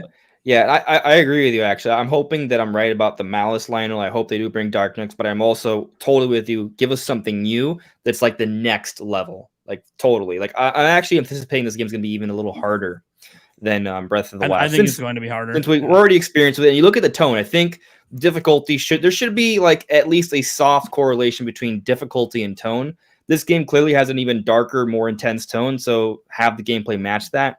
But the point I wanted to bring up, because I decided I want to come back to bosses, just something it kind of dawned on me, and I feel like you guys are gonna be like, yeah, obviously. But looking at all the boss enemies we saw in the recent trailer, something that I just realized, the scale of them is greater than Breath of the Wild. Like, you take a look at that giant golem block thing in the sky, and you take a look at the Gleeok, it's far away, but you can tell that Gleeok is like the width of the entire bridge. Yeah, it's like the whole bridge, or pretty close. Crazy. Yeah. Like it makes the Hynel. It makes the Hynel. What if there's a fusion? That'd be interesting. A Hynel, a hybrid. Yeah, but like it makes the Hynoxes, it makes the Lionels and the Taluses look kind of small by comparison. I think this game is going to show a greater sense of scale, not just with exploration, but with enemies as well. But another point, and I think you guys are kind of agree with here. I hope, and I don't know if we have enough evidence to say this yet, right? But I want there to be more bosses, and we're seeing evidence of that. But I hope that we're going to see unique boss fights for those big dungeons. We're theorizing there's like 7 or 8 dungeons for the tiers. Like, each boss needs to be something special. I hope each of these bigger dungeons has like a narrative, and it's hinting towards the boss throughout. And then there's a unique boss, and it's not just, hey, here's another Scourge of Calamity Ganon. Thunder Blight, Water Blight. What's next? Oh. Yeah. There should not only be unique boss fights at the end of each dungeon, but there should also be like some like straight up air combat bosses. Like imagine getting through like more of like that's what I was saying with the dragon in the air thing. Oh yeah, like come on, you can't have all this air and not have a massive combat sequence in it. You have to do it. We got those patents, man. We got those patents. I know those patents that we still haven't seen him do any of those moves from the patent. I'm like, come on. Come on. Arrow shot. Let's go. It should be noted we might not ever see those patents used, right? Because a patent doesn't mean it's going to be in the game for sure. That's true. We're gonna see it. Say that, Yugi. Don't say that. Don't crush my dreams. Hey. It's gonna happen. Okay, we dreams do come true. Look at Metroid Prime Remastered. That's right. Let's go. Yeah, but then you that came and you still tried to crush my dreams. Anyway, what we're getting from this guy is a mallet-infested Lionel with wings who will hunt you wherever you are at the most unexpected time in the world. You get. I kind of love that, actually. That would be. So we you were know talking how about like Pegasus, Resident where Evil we has weren't like thinking the of it as constant. Pegasus Lionels. Now, if you could what ride if one they of those did through have the a- sky, then we're talking. Oh man, that would be cool. You can tame them. Yep, tame them. Yep. All we gotta do is take our horse and glue some like those air pads next to the horse on the horse. Yeah, here's and the then horse thing. can Like, if fly. I get to true. craft things, I want to craft wings for the horse. Damn it! Come on. No. You just take a platform, put 4 octoballoons on it, and you slip it underneath your horse, and then just lifts you I up. mean, Yeah. I mean, if octoballoons are still in there, people are going to find crazy ways with the crafting, and if octoballoons are still in there, and all, Yeah. I can't wait to see the crazy stuff people come up with. No, Let me run this by you guys. This is something that I would like, but I also tend to play games that are on the harder side of things. Not everyone does, right? Like I enjoy the horror games and things like that. But like for example, in Resident Evil, there's a few of the more recent ones where there is a character or enemy that's constantly chasing you. What if in Tears of the Kingdom there is like something that's always coming at you, be it like a crazy flying Malice Lionel or like a Dark Ganon puppet or something like from Lord of the Rings that's always chasing you. You Like mean like a chicken, like a giant chicken from Family Guy. Oh my god! Yes. They're gonna throw in the day-night cycle from Bowser's Fury, where it's just gonna get Right. Blood Moon and then Bowser comes. I would up. like that actually. Yeah. Yeah, Oh. But it's every night now. Every night, yeah. that's insane, dude. Could be. Yeah. So will we want that, or is that too intense? No, bring it on multiple. I think the Blood Moon isn't going to be like a reoccurring thing. I think it's just constant. It just is always there. That'd be No, pretty. no daylight. No daylight. Well, No, there'll be we'll see daylight. But you're always We'll gonna see the still have Blood Moon. daylight, yes, But but at night. yeah, Yeah, like it's nighttime, all no, like I it's think not like you- the Blood Moon's coming back. The Blood Moon never really left. The sun just kind of blotted it out. During the Yeah. day. Yeah, that's what it should be, and you should always be able to faintly see it off in the distance too to remind. I mean, that's a Elden Ring type of thing. But Yeah, you that's see more Elden you Ring, see, yeah. you see like the chaos going on at the Urt Tree. You know that that's going to be something that's going to be coming on all throughout. I mean, The Blood Moon had a functionality though. It allowed Hyrule to refresh because there are a lot of things that kind of stuck around. yeah. So if the Blood Moon becomes constant, they'll have to come up with something new to kind of refresh Hyrule with all the stuff you're doing. There's a lot of ideas they can do for that though. Yeah. I honestly think the Blood Moon is going to be the same way as does in Breath of the Wild because someone in my chat today brought up a good like point where it's like, you know how Zelda had like a long speech when the first Blood Moon happened in Breath of the Wild, which by the way freaked us all out. I'm like, what is going on with my game? Yeah, the very first time. Yeah, Yeah, it's so It creepy. gets you every time. So Zelda's like, like the Blood Moon rises once again. Be careful, Link. This is when Ganon's power is at its highest. Please be careful. Like she had this really long speech, right? But then every other Blood Moon after that is just like the Blood Moon rises once again. Please be careful, Link. Someone in my chat said, "Yo, what if the speech we heard in the trailer from Ganondorf happens instead of that at every Blood Moon?" So like what we heard in the trailer, that's the initial speech. But then every time after a Blood Moon happens, it's like, rise, my servants, leave no survivors. And that's what he says every time a Blood Moon happens in Tears of the Kingdom instead. It's, See, it's 100% happening in the beginning because we literally saw it already. Yeah, But that It's kind of does weird. make sense. the Blood Moon's a weird thing because like it's supposed to represent him at the height of his power. Well, if the height of his power is just bringing back the guys I can already kick the shit out of, then I mean, Maybe you know, they're bring them even- back stronger, Yeah, I was gonna say maybe level they're them even- up. It looks Okay. stronger now. Oh, yeah, they are getting Oh, yeah, leveled up. for sure. they're But like getting leveled up. every Blood Moon level those SOBs up. That's Yeah, crazy. If I have wiped out an enemy camp and you bring that camp back, the next time I see that camp better be harder than the first time I saw it. So by the end of the game, and you've reset the Blood Moon, you know, Yeah, 50 everything is times, probably maxed you're- out. Yeah, then that it's almost like a new game plus type of thing where the enemies come back more difficult. I mean, That would- cool that would would- be and you know what? As long as I they talked like about this before. Procedural difficulty. Yeah, Yeah, how Yeah. Breath of the Wild needs to have Breath of the Wild. One of the things that hurts it is that it doesn't scale with you. Well, this would be a really interesting way to scale it. Mhm. Is Breath if of the Wild every camp technically you take out, if it scaled. has It scaled a Didn't little it bit. scale? Yeah. Yeah, it to, scaled- really, It scaled with every divine beast. The tiers of enemies available got like higher and higher. So like that's how it went from like blue, like red to blue, and then blue to black, and then black to silver with each divine beast that you beat. So that's like that's just scaled a divine little bit. beast. You spend most of your time in the world, not on the beast. Let's be Yeah, honest. I'm just. You go to the saying- divine beast, you're done in less Yeah. than 40 minutes. Let's just Well, be I get- honest. Like we're but the point is that with every main dungeon, the game puts you in a different tier of difficulty. Technically, yeah, but only in the dungeon. Like it. doesn't affect the rest of the game. No, in the overworld, yeah. Because until you beat one divine beast, only red line will show up, right? And then you beat 2, and then the blue line will show up, and then you beat 3, and then the black Lionels or the Bokoblins. Yeah, and as well as the Bokoblins and the Moblins. And then I'm in master mode, so none of that really matters. Everything is all there, right? You're rolling with the hardest difficulty out of the gate. So to me right now, I'm like, I don't know. There's nothing scaling here. They're all like when you do master mode, they like silver's all over the place. Imagine it just becomes gold everything. Yeah, I mean, this game's going to be harder. I think that's a given. They're going in with the presumption that everyone who's played it has played Breath of the Wild. It is a direct sequel. I'm not saying, guys, that there won't be like open areas to just kind of run free in a field. Like we've already sort of seen that where there's not a ton of enemies. I know some people hate some of that because they go, oh, well, it's, too empty. And I sat there, I'm watching my fiance play Breath of the Wild for the first time. She kind of likes having a little bit of freedom where she's not constantly being attacked all the time. That's good.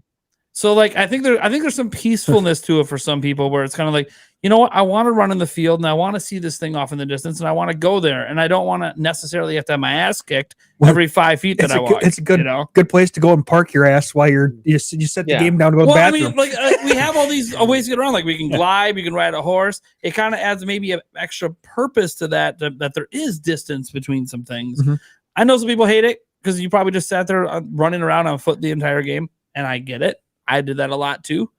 But the game gives you all these abilities to make that traversal a lot less. So I don't know. There's a lot more going on. I'm interested in everything that's changed in Hyrule. I think that's one thing that constant criticism I see is not enough has changed in Hyrule. I'm like, we haven't even visited it. Right? We haven't even visited it yet. What are we've seen little snippets.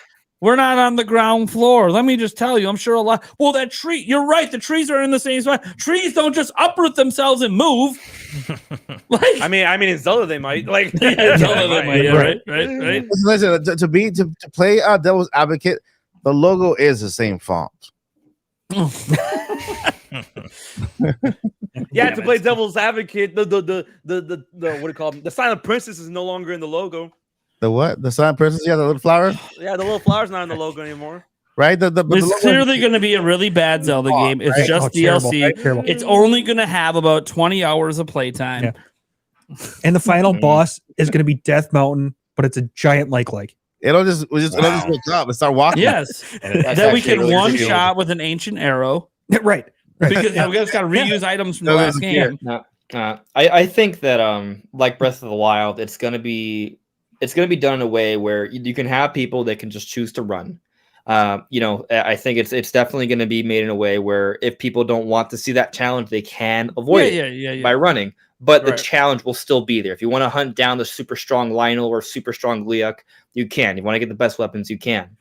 Something that I'm concerned about, though, is they made the penultimate fight in Breath of the Wild was okay. Like, it was solid. It was just, here we go. That final moment, I personally disliked.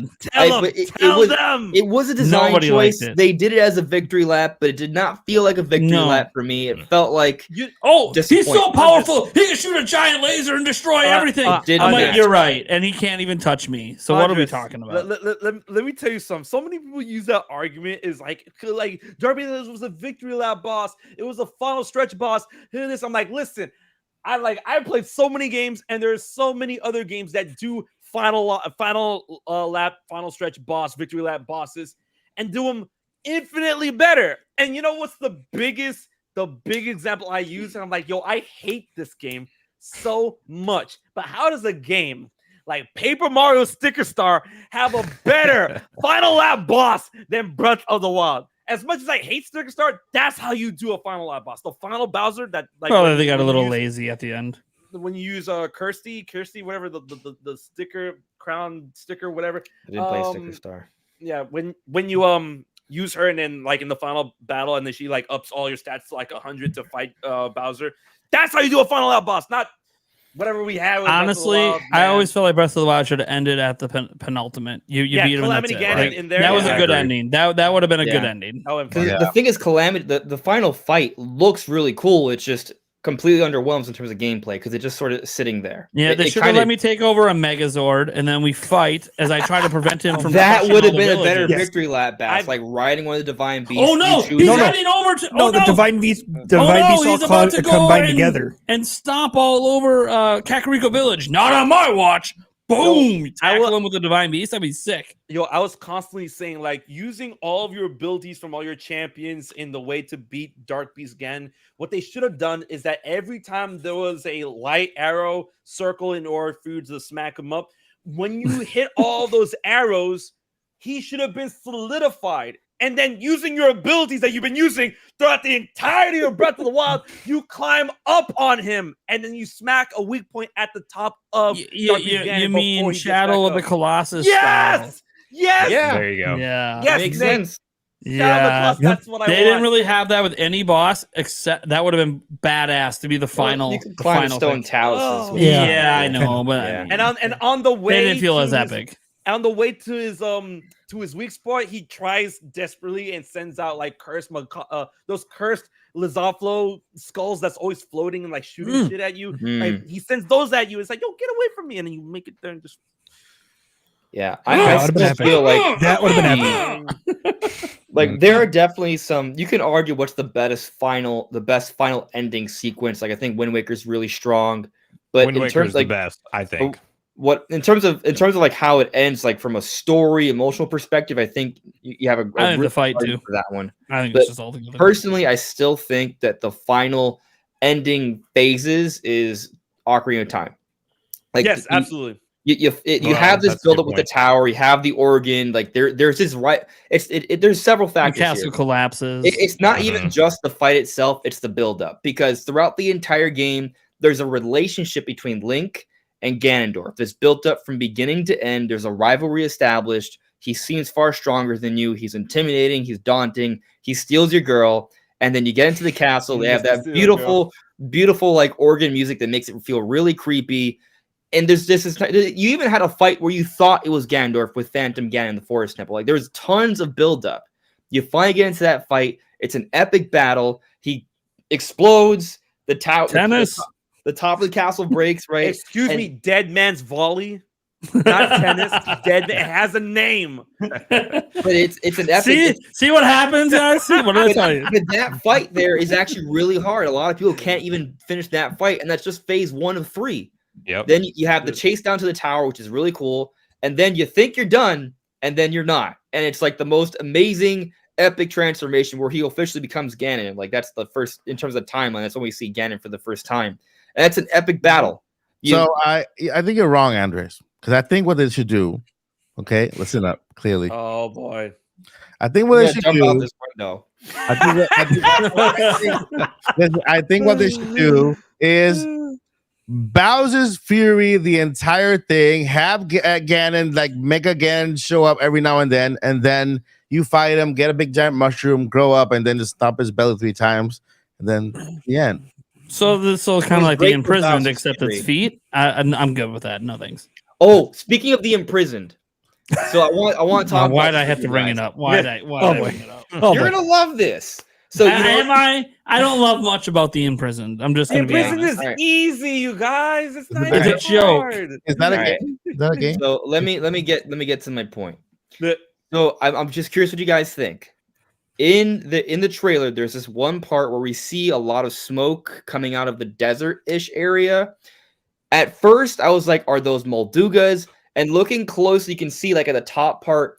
I'm not saying it's the Imprisoned. I doubt it is, but it has a similar shape, or it's just a really blurry Molduga, or it's something else. You know, what do you think that is? That part of the trailer is always so funny because like it lasts for like it lasts really like small, and I'm constantly looking at it because like the most highest quality video I can find is always it always gets pixelated in that scene. Hate I'm it. like, what is that? There's something coming out of it, but the scene doesn't last long enough for us to know. So I'm like, at the very most, I'm like, that must be like a new big enemy, mysterious enemy. I don't think it's a Molduga because that can either be the Gerudo region, or honestly, it could be the the Northern Hyrule Badlands.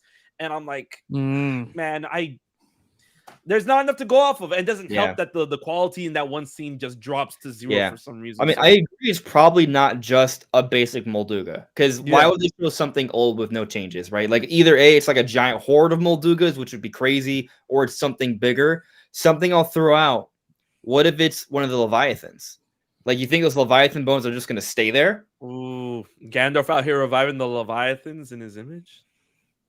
I'd be down, actually. Be really cool.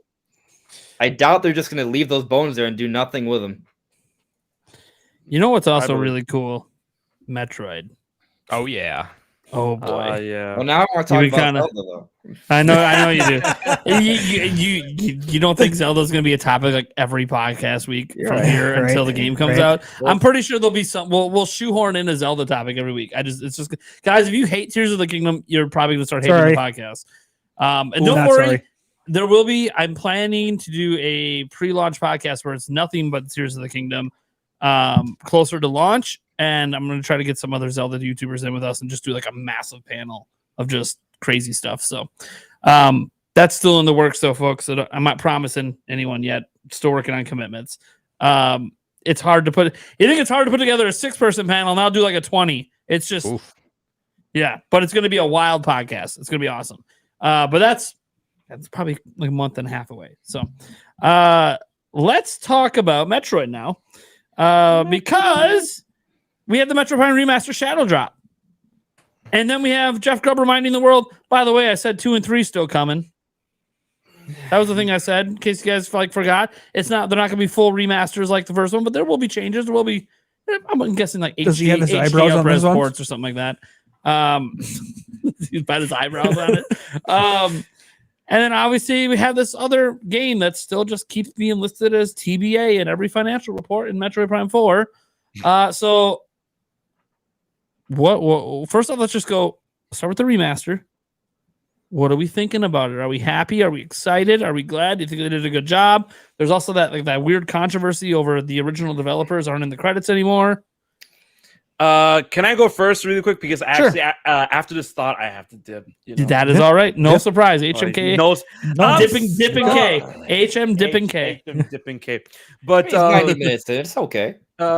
Metroid Prime Remastered actually gave me a lot of feelings, and it's like a lot of good feelings towards Metroid Prime specifically. And because like, one, I hate that they're calling it remastered because that's disrespectful to how it looks, right? It looks more along the lines of a remake. I mean, sure, it retains like the basic skeleton of the gameplay of what you've played on the GameCube, but like all the assets, all the effects, everything looks pristine. And the fact that we get this for $40. Also, you know what's so funny about this game just like dropping out of nowhere, shadow dropping like out of the wazoo, is that this game, is a remastered of a very big, beloved, dark, atmospheric shooter, and it came out of nowhere and people were like, yo, while a game like Dead Space has been like, promoted for a while, and it came out, it was great, but they were promoting that game for a while, and that's like another like remake remaster that's like really popular, atmospheric, space shooter or whatnot. And Nintendo's just like, we're just gonna drop it, right? And then I know Andres is not happy about this, and they're like, we're okay with it. Oh, now you're okay. We'll talk about it. But the reason why it makes me have conflicted opinions on other aspects relating to Nintendo after seeing something like this is just, it gets me mad looking at games like Skyward Sword and Twilight Princess, right? And I'm like, yo, you see what y'all did with this GameCube game?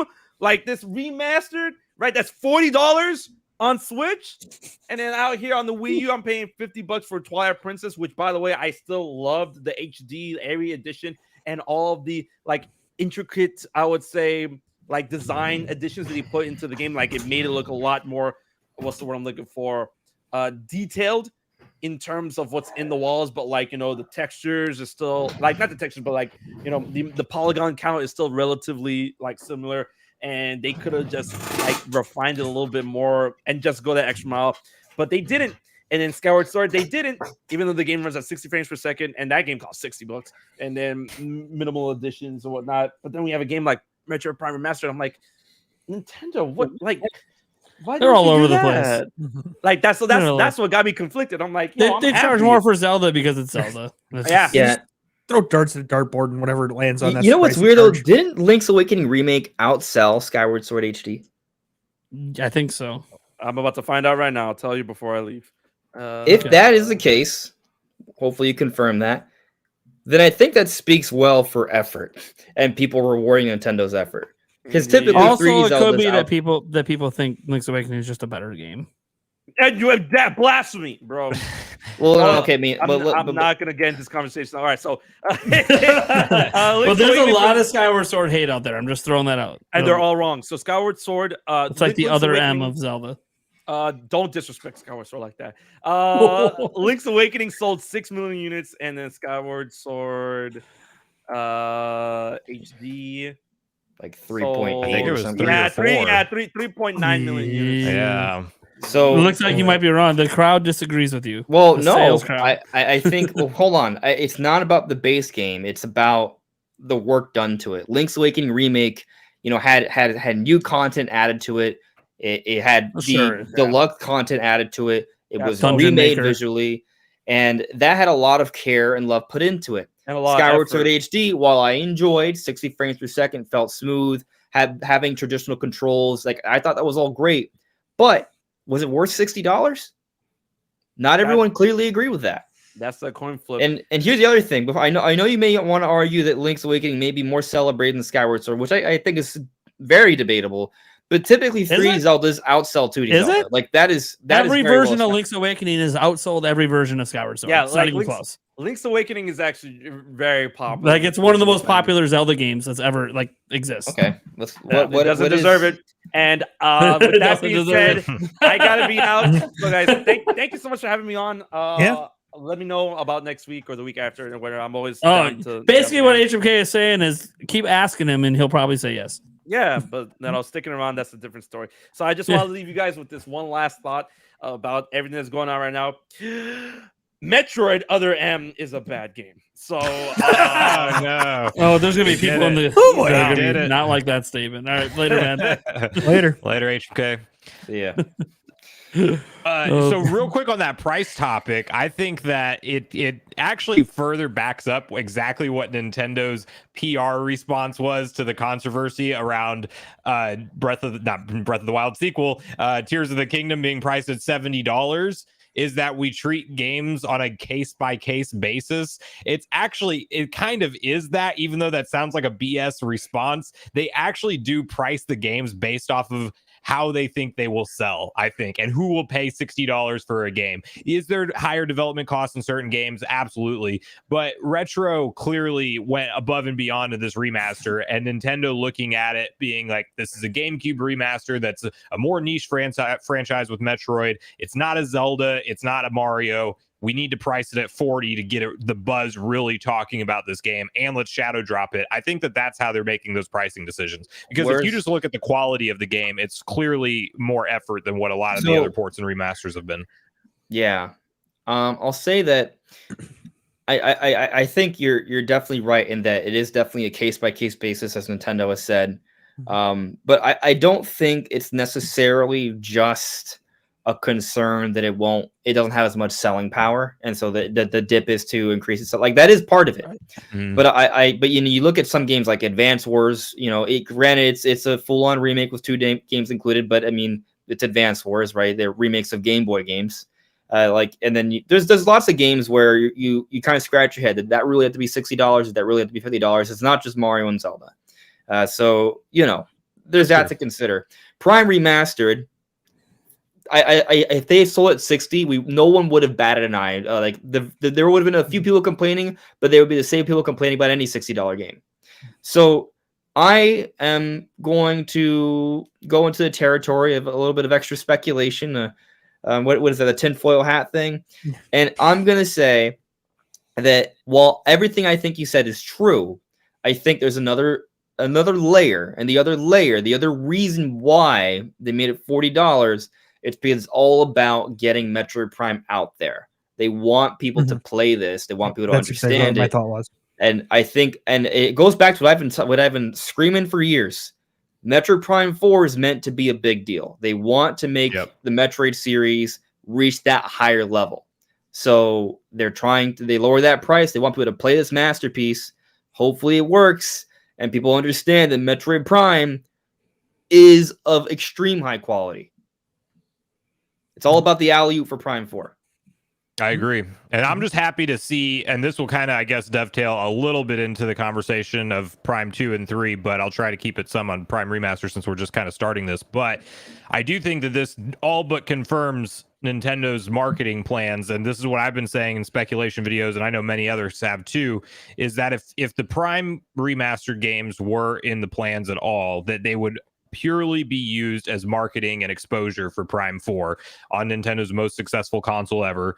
It is that. It's the start of that, and it's being received very well. Now, the conversation on how it's going to be compared and contrasted to like a Prime 2 and 3, if we're to believe that they're not as remastered as this one, that will be an interesting, like, see how online responds to that. But I'm hearing people that have never checked out a Metroid game just went and bought this thing out of the sheer hype of the internet around it. And so I do think that Nintendo is lining this up, and this is just the taste of, like, here, play the classic that put it on the map, and all they care about is the larger picture of getting Metroid Prime 4 to be a mainstream, way more mainstream than Metroid is today. I mean, if you think about what Breath of the Wild did for Zelda's sales compared to even Ocarina of Time or any game before it, it was leaps and bounds ahead of Twilight Princess, the most successful one up to that point in time, right? So it's they're trying to make that next gen leap again with Prime 4. So I agree with you, Andreas. And I do think that could be a lot of the reason behind the $40 price point.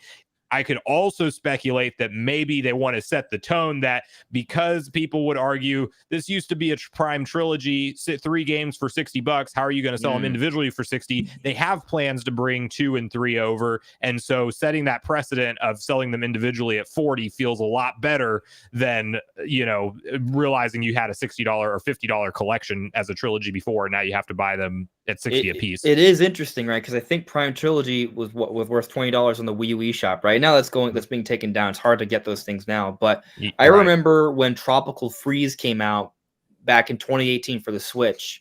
That's back when the Wii U eShop was still readily available. And I believe it was either 50. No, I think it initially released for 50, but I think it was like at a discounted price on the Wii U eShop.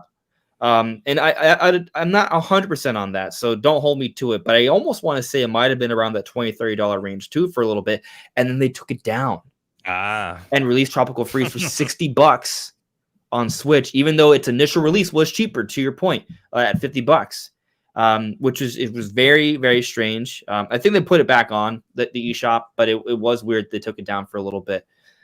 So with that in mind, maybe there's something to what you're saying too, that maybe that there is that conversation about Prime Trilogy being $20 on the Wii U eShop, and then releasing just one of the 3 for $60. People would have freaked out, but seeing how greatly enhanced it is, especially at 40, it's kind of no one's even brought that up. Like, so if they would have released all 3 together at 60, kind of like they did with Mario, do you think they would have more people bitching that you're getting these 3 remade, quote unquote remade games for 60 versus just bringing one out at 40, even though you're paying 40 for the 3 of them? If they keep bringing out all 3 of them at 40 a piece, you're technically spending more money for all 3 games. But do you think that if they brought them all in one game but charged 60, there'd be people bitching that you're paying 60 for 3 old games? I think that would only come up if they didn't put a level of effort into the remasters. Like if the game wasn't refined the way it is, and it doesn't look as good as it is, and it has all those controller options, like I think that's why we're seeing such a positive reaction to this $40 price point online, because it's something we would historically see Nintendo drop something like this standalone, just one game for 60. So the fact that we got it without the quality changes would have just been like, I mean, look at Skyward Sword HD. That's the perfect example. Well, then that really does create that question: is what's the reaction going to be if Prime 2 and 3 just look like GameCube but up-resed? And my theory on this is, as long as they include the controller support enhancements, which, by the way, big kudos to Retro on that too. The fact that you can play still classic GameCube controller style, if that's how you have nostalgia for it, or you played it on the Wii because you got the trilogy on the Wii, you can play it motion control style with the Joy-Cons. And then they even have like a hybrid mode where you're doing gyro aiming and traditional controls. It's crazy. And then a modern first-person shooter. Like, they check all the boxes. Developers that ported GoldenEye to us, take note. Take note. Take note of what it should have been like. I legitimately have a GoldenEye button remapped profile on my Switch. That's hilarious. Exactly. I think a lot of people do. A lot of people do. Because I couldn't play the Xbox version because the audio is garbage. I don't know if you guys have tried the Xbox version. No, the Xbox audio is horrible. It sounds like it's being played. I don't know what they did to it. I don't know what I literally don't know what they did to it. How is it so much better on Switch? I was so upset because I know this isn't a GoldenEye topic, but it really did break my heart because I was like, okay, maybe higher resolution, higher frame rate, all that stuff on the Xbox version. Let's play through the campaign on that. And I literally boot up the first level and I'm like, hang on, something's wrong with my headphones here. Like I was scratching my head, and then I go online and not enough people noticed that or were talking about it, but there were those that pointed out. And then I would listen to it even on my phone speaker. It is a day and night difference. I think it's because a lot of people on Xbox didn't play GoldenEye originally, so they just assume, oh, these are just old audio files. That must have been the way it sounded. No, it sounded better on the N64. Yeah, at least the Switch version isn't botched with the audio. I will say that. But then that led me down the rabbit hole. But the controller thing is like a skill shot for a lot of people. If you have the N64 controller, fine, you play it the classic way. But guess what? It's been really hard to get the N64 controller. So you saw on eBay they skyrocketed up the price. I mean, it was overnight. They were going. I'm like, Nintendo, how could you drop this and then not have a massive restock of N64 controllers? Oh man. To bring it back to Metroid, there we go. I knew I just wasn't going to let Metroid go. No. Yeah. No, we're not done with this topic. There was something about GoldenEye though that I'll mention. I think it's kind of a shame that you have to hunt through the options to unlock the widescreen mode, because it's great that it's there, but it's kind of hard to find. But anyway, going back to Metroid, something I wanted to bring back that you sort of touched on, Sunbro, is the Prime 2 and 3 situation, right? Because they sort of set this precedent with the Prime remaster, and if 2 and 3 are going to get more of like an HD sort of thing, like I think the way Nintendo may be sort of marketing these things, like deluxe, you got the deluxes, you have the HDs, and now you have the remastered. I think the remastered for Nintendo standards means what we're seeing with Prime. Like it's like it's a visual remake, but code wise, it's still the same base structure. They did the same thing with Xenoblade Chronicles Definitive Edition too. That one has some remaster. It was called Definitive Edition because it had some artifacts that were still reminiscent of Wii. It wasn't 100% rebuilt, but it also had new. It's weird. It's a very blurry line. Yeah, that was a really yeah. But anyways, I think they're not going to call Prime 1, 2, and 3 remaster. They'll probably just do like the HD. Yeah. But even then, I think how they're going to handle it. I think, and I could be wrong. It's my speculation. But I feel that maybe the best way to reintroduce those is to reintroduce them when Nintendo's actually ready to talk about Prime 4. Because since they're not getting the massive visual upgrade, they're basically the same games. They can be like, hey, by the way, Prime 4 is coming. You can play 2 now, and 3 is coming later down the road. So I have a thought on how they're going to handle releasing this stuff. I think we're getting Metroid Prime 2 and 3 this year. I think they dropped this one now. They're going to shadow drop 2 in the summer, and they're going to shadow drop 3 this fall. That's what I'm hoping. I don't think they're going to talk about Metroid Prime 4 during any of it, because I think Metroid Prime 4 is going to get its reveal when they unveil the next system. So it might even be a launch game. And I think they're just building the momentum of Metroid up to launching the new system. You're all hyped. You really love it. You want 4? Better buy our new system. You think it's going to be exclusive? Yes. I think does Nintendo do the Nintendo doesn't do cross-generation games very much. It's usually only ever one, right? Like Zelda, it gets pushed, it'll be a cross-gen. But could Metroid Prime 4 be a cross-gen? It could, but Metroid's also a game that's always been, people look at it and go, damn, that looks good. It's always been like that visual treat. Nintendo doesn't have a lot of games that are like that are not just like a Mario, right? Zelda tends to look that way, but even in Tears of the Kingdom, you can look at that and go, you look at that, then go look at God of War Ragnarok on PS5. There's a clear difference on which one's really the visual treat and which one's like, you look really good for a Switch game. And I think they don't want you look good for a Switch game. They want you look good compared to any video game. Listen, and they're going to I drop really it on the think next you gen. should play remastered because I'm going to. that's the kind of game. I've watched people play it. I already know it looks really, really good. It looks better than that. No. See, this is some of your bias coming in. No. Your bias is coming no. in big time. No, it's not. You didn't understand what I said. It looks better than what you watched. And you know, YouTube compression, when you play a game in front of your eyes on an actual TV, it always looks better than what you're seeing on YouTube. It always does. Yes, but then when That's not biased. when other games look significantly better than it also on YouTube, there's bias coming in that you love Metroid Prime a lot.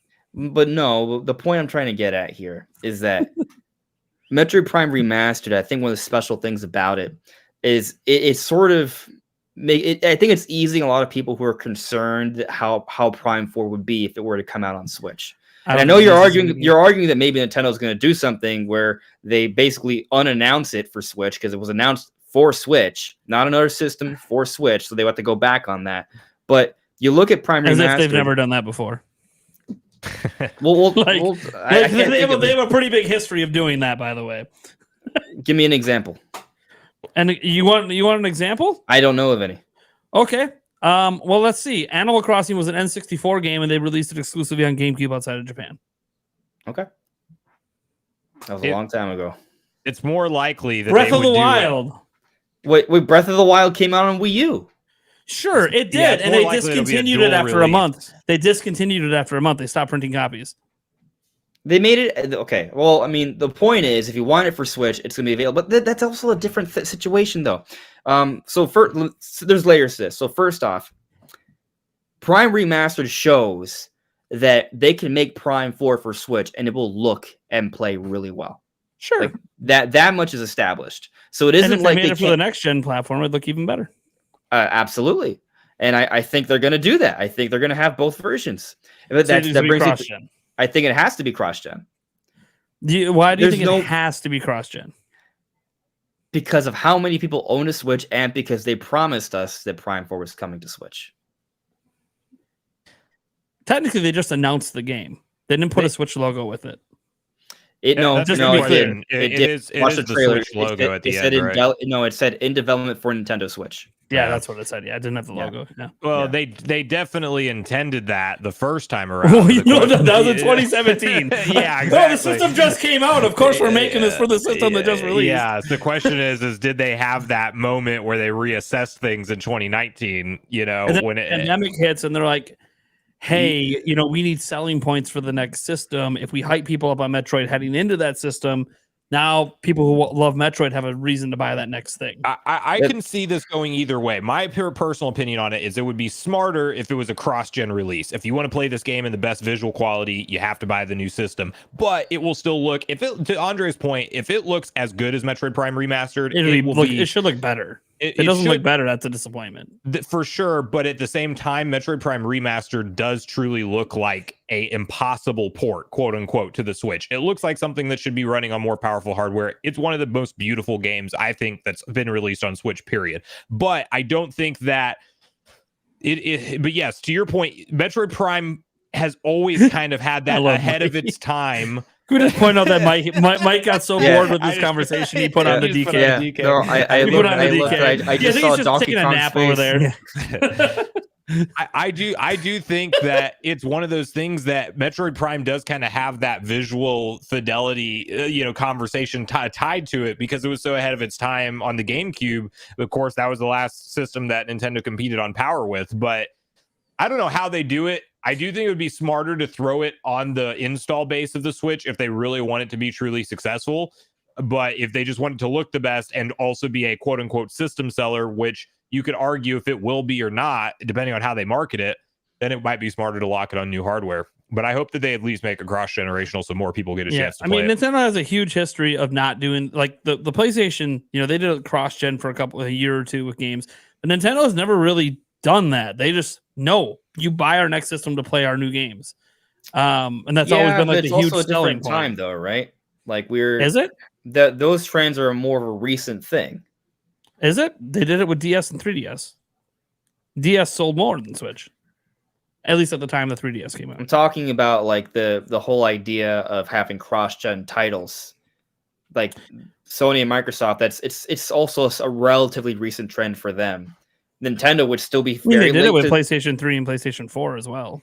Yeah. So it's not that recent. It's been going on for like over a decade. If there's one company that truly believes in generations, it's Nintendo. It's Nintendo believes in buy our systems to play our games. If you don't have to buy a new system to play our new games, and when we have a new system out, Nintendo usually feels like we're not doing it right. So I'm not even disagreeing with you, right? I think you could be right that maybe they won't, but they also I think Nintendo's too old school. That's pretty much my thought on that. They're just way too old school. I mean, if one of the three is not going to do it, it would be a Nintendo. So I'll give you that. But I'm just saying it's not set in stone. Well, imagine, and this kind of it's hard to imagine because Wii U sucks so bad. But imagine that Wii U didn't suck and it sold like 30-40 million, which still wouldn't even be good for Nintendo.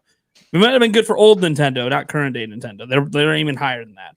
But let's say it did, and then all those Switch games that came out in that first year, every single one of them were cross-gen. Would that have hurt the Switch? Would that have hurt the Switch? I think so. Okay, and that's what I think Nintendo thinks as well. So if they have all this money invested in Metroid Prime 4 and they think it's a big deal, if they truly think it's a big deal, then it's not cross-gen. They'll just drop it exclusive because they think it can sell systems. They think this is a prized game to move units. But also, here's a whole other angle. Again, what about Tears of the Kingdom? What about Tears of the Kingdom? Like you think they would have saved that for the new system? The difference is the new system's a year and a half out, and they still want to sell 15 million Switches this upcoming year. Well, there's several angles to this conversation, right? Like, we're assuming Prime 4 comes out at the earliest next year, right? At all. I had to throw that out there. Hey, we haven't seen this game since a logo, so I'm just throwing out there.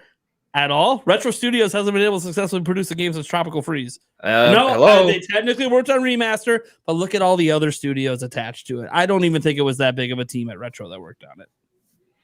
It was a very small team because they had a lot of other studios helping. So it's actually interesting you bring that up, right? So basically all like the rumors you heard about the Metroid Prime 4 situation and the remaster situation. It's just this remaster sort of validates that, right? And one part of that story, this comes from Imran Khan. Retro Studios had approached Nintendo with this initial sort of thing they were working on that was a Prime remaster. Nintendo saw that and greenlit the Prime remaster project, and then moved Metroid Prime 4 over to them. So maybe they basically showed them off like the space frigate from Prime Remaster. They were like, "Holy crap!" You know what I think is weird about that? If that story actually is true, all they did was visuals. They didn't create the game, the story, the game. All that was done before their time. So that'd be a really weird reason to be like, "Oh, because you can make things look pretty, you should be."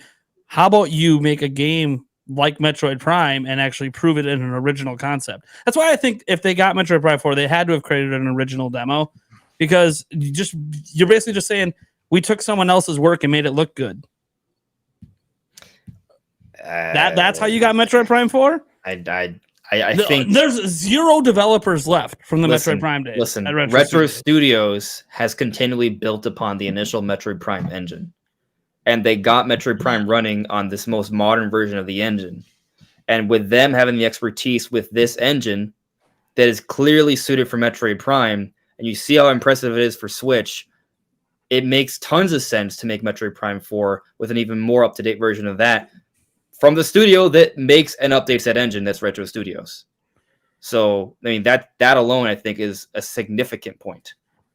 I mean, they just poured the Switch and improved the visuals. I don't think they're actually porting it over. They've been continually building upon the engine. I'm pretty sure that this game didn't take them that long. Like, everyone's really impressed with it, and I get that it looks really nice. I think people just undersell what the Switch is capable of and how good the original Metroid Prime looked, and how good it can look when you actually. I have seen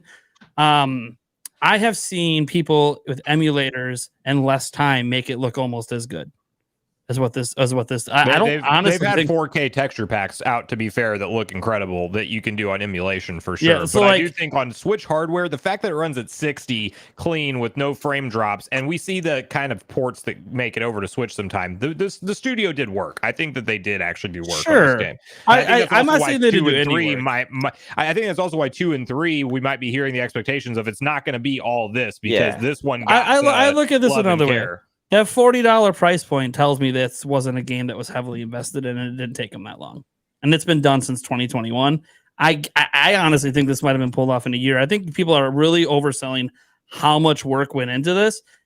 Look, this isn't Doom, who was built for better hardware. This isn't The Witcher 3 that was built for better hardware. This game was built for GameCube. Do you know how much more powerful a Switch is compared to GameCube? Like, it is worlds, it is leagues of a jump in power. And it's running off the same code base, using the same engine, and they replaced all the textures and they made it look prettier, and they did a lot of stuff with the controls. No. I've already seen all the comparisons. It's not just textures, it's geometry, it's lighting. There's so much going on there. And all of those things don't take that long. People have inserted that into emulation with a mod in a month. So I think, listen, we don't disagree. Okay, it's not a game that took a lot of work. That's what I'm saying. And I'm not saying I disagree with you. We're on the same page. That's why it's $40. But the point I'm trying to make to you is it's still Retro Studios that has made that engine, that has kept it up to date, that has made it capable of a game like Prime Remastered that looks and runs better than pretty much anything on Switch. So if Retro Studios can do that, they are the studio that can get Metroid Prime 4, that can do something that can also bring that special level of technical achievement, even for an underpowered piece of hardware. Yeah, I think you're giving them too much credit. That entire engine was made by people who don't work there anymore. I don't know, though. No, because it's an up-to-date version of it. The 2002 team did not make the up-to-date version of the engine. No, they're using the most recent version that was for Wii, for starters. I don't know if you realize, like, the lighting was better in Prime 3 than it was in Prime 1. They also cleaned up the textures for all 3 games in the trilogy. So they did. Yeah, they cleaned it up. They made it look a little nicer. Yeah. But I'm just pointing out that, like, this team didn't make this engine. Okay, they can maintain it. That's cool. I'm just pointing out that, look, I have a lot of faith in Retro Studios, but everybody who works there wasn't there the last time they released a video game. Like, this is an entirely new, unproven team who hasn't released a game in a decade. So I think we have to disagree on this. But I'm gonna leave this. Anyways, Metroid Prime 4 next gen exclusive. That was my main point. This is the point I'm gonna make. And it's gonna look fantastic. We've had this discussion before, and you've had doubt in Retro Studios before.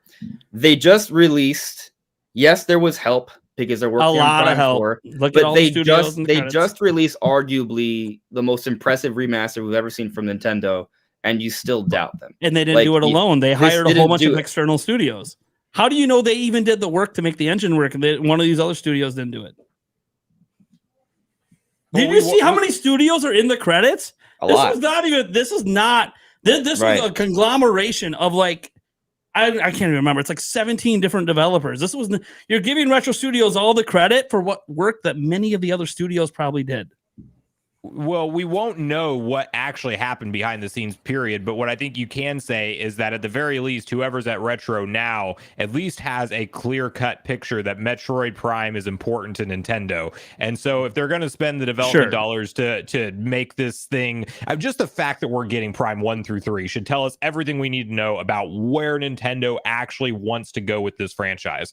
You know, they want to make it a big deal. I mean, obviously. Absolutely. That's what I'm saying. So I don't disagree with that. Even if Retro, even if we're giving them too much credit for the remaster that maybe they didn't do all the work I literally think it's like 2 people. Yeah, I'll give you an example. Nintendo's done this before, by the way. Grezzo made A Link Between Worlds. There's only one person from Nintendo that actually worked on that game, and it was the director, and it still was considered a cross game between Nintendo and Grezzo. I'm kind of thinking it's a situation where they just had somebody in charge from Retro, but the brunt of the work was done by the other studios. So we do have credits, right? And to your point, there are several teams on there. I mean, I think it's I'm glad you brought up the credits, because there's the other. Man, we're talking about all the negative stuff. We haven't even talked about the positive. No, the positive. It's fantastic. Look, I think the positives speak for itself. It's the best version of Metroid Prime ever. It's one of the best looking first-person games, definitely on Switch, because we don't have that many of them, and all the ones we have are multi-platform third-party games. So naturally, those don't look as good because they're made for hardware way more powerful. This was built for Switch. It looks great. It's fantastic. It's 60 FPS. The controls are amazing.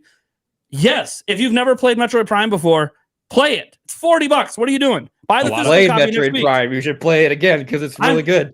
I'm going to play it again. I'm sorry that I'm busy playing my favorite game of all time that has a direct sequel. I was coming talking out. about everyone, not you. I'm just saying. Yeah, a lot of people haven't played it because it sold under 3 million copies on the GameCube, and then slightly, like 1 million each time. Yeah, on it the barely trilogy sold stuff. anything in the trilogy. So a lot of people I was so haven't. mad that trilogy didn't do. I thought I was hoping that would do better. And to be fair, they haven't played a game that's one of the highest Metacritic. And you can't put all the stock in the world in Metacritic, but when it gets above that, like 95, 96, 97, you need to pay attention. And this is one of those games, you know? So it's like, unfortunately, Metacritic doesn't make that much of a difference because look at Scarlet and Violet for sales. Yeah. Well, Pokemon's also an established franchise that always sells really well, and then people were so hyped over open world. Yeah, like the best-selling games aren't the best reviewed games. It's always been the case. I feel like the best-selling games are games that are good, but they're good for more people. Yeah, I think they're more. I think the better term to put it is mainstream. Absolutely, right. Mainstream doesn't have to be rated high. You just, as long as it's a 70 or higher and it's a solid experience, any game can be mainstream. The top tier games can also be mainstream, but they're not always built in that way. Like a lot of people that get mad at Breath of the Wild or don't like Breath of the Wild, they think it went mainstream. Okay, fine. It probably did. And then it did it and maintained a 97 overall rating. Yeah.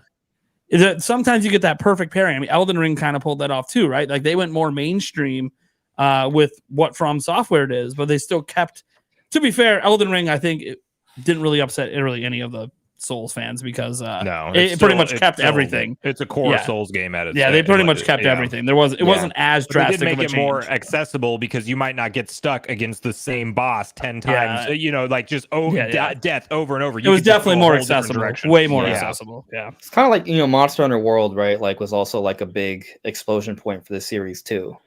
Yeah, and, it's and that's the more mainstream. I think whenever you say like open world, it usually helps games sell more. I think it helps games sell more where people look at it and go, "That makes sense to be open world." Yeah, Metroid, I don't think should. I don't think it doesn't make sense to be open world. No, it's the open zone where you have some large zones. Sure, we've seen that before. Like that can work. Yeah. So one of the core. Mike, 2 seconds, Mike. One of the core gameplay mechanics of a Metroid game is exploring through a portion of a level, realizing that you can't open that door yet, you can't traverse through that part, you can't get that item, that upgrade, whatever, and you have to come back. There is backtrack play inherently in Metroid games at their core formula, but they make it enjoyable and they figured out how to make that enjoyable. At least it is for me. And you're constantly getting upgrades along the way. Like they shouldn't mess with that formula too heavily. If they come out and say Metroid Prime 4 is open world, I'm actually going to be more concerned if that's the case. Yeah, I think maybe something they can do to kind of modernize the gameplay a little bit is make backtracking more palatable. I don't know. I enjoy every minute of it once the game Prime 1. Well, I think for mainstream reasons, making it more palatable. That's fair. The mainstream hates backtracking. And, they actually had a change in the remaster, even though the changes were minimal gameplay-wise, that I think actually helps. It's whenever you shoot the gun, the arm cannon, it's multiple shots. Yeah, and 3 now instead of one before, right? When 3 for the power beam, which is like the rapid fire one. The ice beam is still slow, but it still shoots once, and then plasma and wave are 2. But what the overall effect is that it makes it easier to rapid fire. Because in previous Prime games, you're like pressing A like crazy, which can be very taxing. Yes. But in Remaster, you can either do A or the trigger, either or, and it's a little bit easier to shoot a lot. Yeah. That helps. All right, Mike, you tried to get in. Where you going to get in with? Well, can we talk about the rest of 2023? No, it wasn't that. It wasn't that. And what was it, Mike? I just wanted to say Metroid will never become mainstream. A big seller. Metroid will always be niche. What Metroid is and stay in the Metroid lane where Metroid fans play Metroid games. I will say this: since we started talking about Metroid, the viewership on our podcast has gone down by 50. It's not mainstream. It's not as popular as Zelda. That's obvious. Unless they take the franchise and they Breath of the Wild. Last of Us it. They basically create a TV series with Metroid, that would literally get people hooked. Oh, I see what you mean. Series like make it mainstream, put it out there. You know, make it mainstream somewhere else, and have them think the game is like almost a movie adaptation, but it's not. Yeah, and then people realize this game's really good. It has all the elements to be a very good sci-fi thriller show that should be out there, literally with millions of viewers that will eventually become players of the game. You know what I mean? So, I think Metroid on its own, it's never gonna get there unless it breaks out, and I think it will eventually will because Nintendo is heading out to Hollywood now. With Mario and all these other franchises. And watch Metroid Prime 4 just be a Call of Duty in space. We're mainstreaming the hell out of this game now. Yeah, that's going to be a big problem. If Halo Infinite can't crack that market, but that might be the reason. Look, they didn't do it. We're Nintendo. Yeah. See, the thing is, they did. We're gonna have friend codes to invite each other. You bringing up hunters? Bringing up hunters? Well, Halo Infinite is interesting. I'm glad you guys brought that up because, like, Halo, they made it open world, right? They had it free to play. Like, they clearly did a whole bunch of things to try and make it mainstream, which is kind of I didn't even just kind of dawn on me that they did all that. Well, they ruined a lot of things with that game. Here's the problem: 343. Like, it's been multiple Halos in a row that they've just kind of like degraded it, and I feel a little bad for it because they were given an impossible task. I mean, Microsoft should have did everything they could to make sure the OG developers didn't leave, but what are you going to do? They weren't throwing around the big bucks back then like they are today. I think the Microsoft of today would have never let Bungie leave. Would have never happened. But what's wrong with Halo is that Halo became mainstream and became one of the biggest games of Xbox. It's just they milked it too much. They started milking it until people got. I don't know. I mean, we get more Zelda games than we do Halo. Can I ask you guys a question? How much do you guys think Metroid Prime Remaster is going to sell? Okay, well, let's make it a little bit simpler. Is it going to beat Metroid Dread? 1,000 copies. I'm going to say yes. 1,000 copies. Gosh, I think it already have a number one on eShop. It's past that. Metroid Prime was already the best-selling Metroid game ever on the GameCube, and it has a lot of that core audience still wanting to check out this if they were a fan. I think most people who played Metroid Prime are probably somewhat of a fan of it. You have that whole audience. You have a much larger install base, and it's $40. I think if Dread being the 2D type of gameplay style that it is, and people are seeing this shadow drop to the Nintendo Direct, I think it can do it. It's not guaranteed, but I don't think it does much more than it. 3, 4, 5 million. This is where I think the shadow drop hurts it. Because Dread had a marketing cycle that got it with commercials and got it in front of people who don't watch directs. The people who watch directs are the hardcore fan base. They were going to buy this no matter what. It could have been 60, could have been 70, could have launched next year, could have launched this year. They were going to buy it no matter what. So the thing is, I honestly think we're going to see a sales update that it sold 2 million at the next update. And I don't know if it's going to have legs past that because this sort of shadow drop works with the core audience. It does not grab the outside audience. Yeah. So I don't know. And now, if we start seeing an additional marketing campaign all summer, they start dropping commercials, they keep pushing it, then yes, I think it can. I don't know that Nintendo's going to do that, though, for a $40 drop when they got Zelda and Pikmin and other things to push. Yeah, it's tricky. Because something that's going on right now is that Metroid Prime Remastered is getting a lot of conversation online, right? Then you got 10,000 noodles coming in at over 4 million. That'll probably make people smile. That would make me smile. That would be nice. By the way, 4 million. I know it seems like I'm really negative on Metroid. I love Metroid. I really do. It's my second favorite franchise, even above Mario. It's just, it's always been so niche, and it's so I just don't know what's going to break it out. But if it sells 4 million, I'm there. There you go. You're hitting Zelda game number. You're hitting bad Zelda game numbers. We'll take that. That's a step in the right. That's a very good Metroid, best ever. I mean, if it beats Skyward Sword HD, it would, and that sets us up. That's what I was saying. You cross 4 million. That's what Nintendo gets disappointed with Zelda game sales. And then, but for Metroid, that's huge because if you did that with this, then what if 2 can also sell 4? What if 3 also sells 4? And you build that momentum to get 6-7 million with Metroid Prime 4? That'd be great. Yeah, I as maybe the most like that's an optimistic Metroid fan here. I doubt 2 and 3 will get 4 each. Listen, no. I was taking the optimism. I was trying to spread the positivity. Yeah.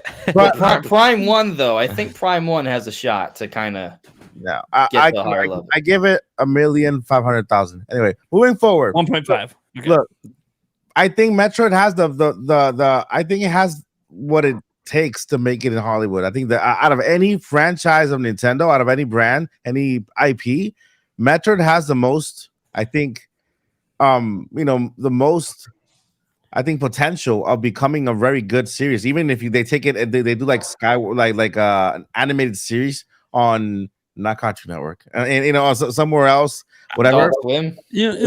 Like an animated series, like they did Star Wars, the Clone Wars, the Clone Wars. Yeah.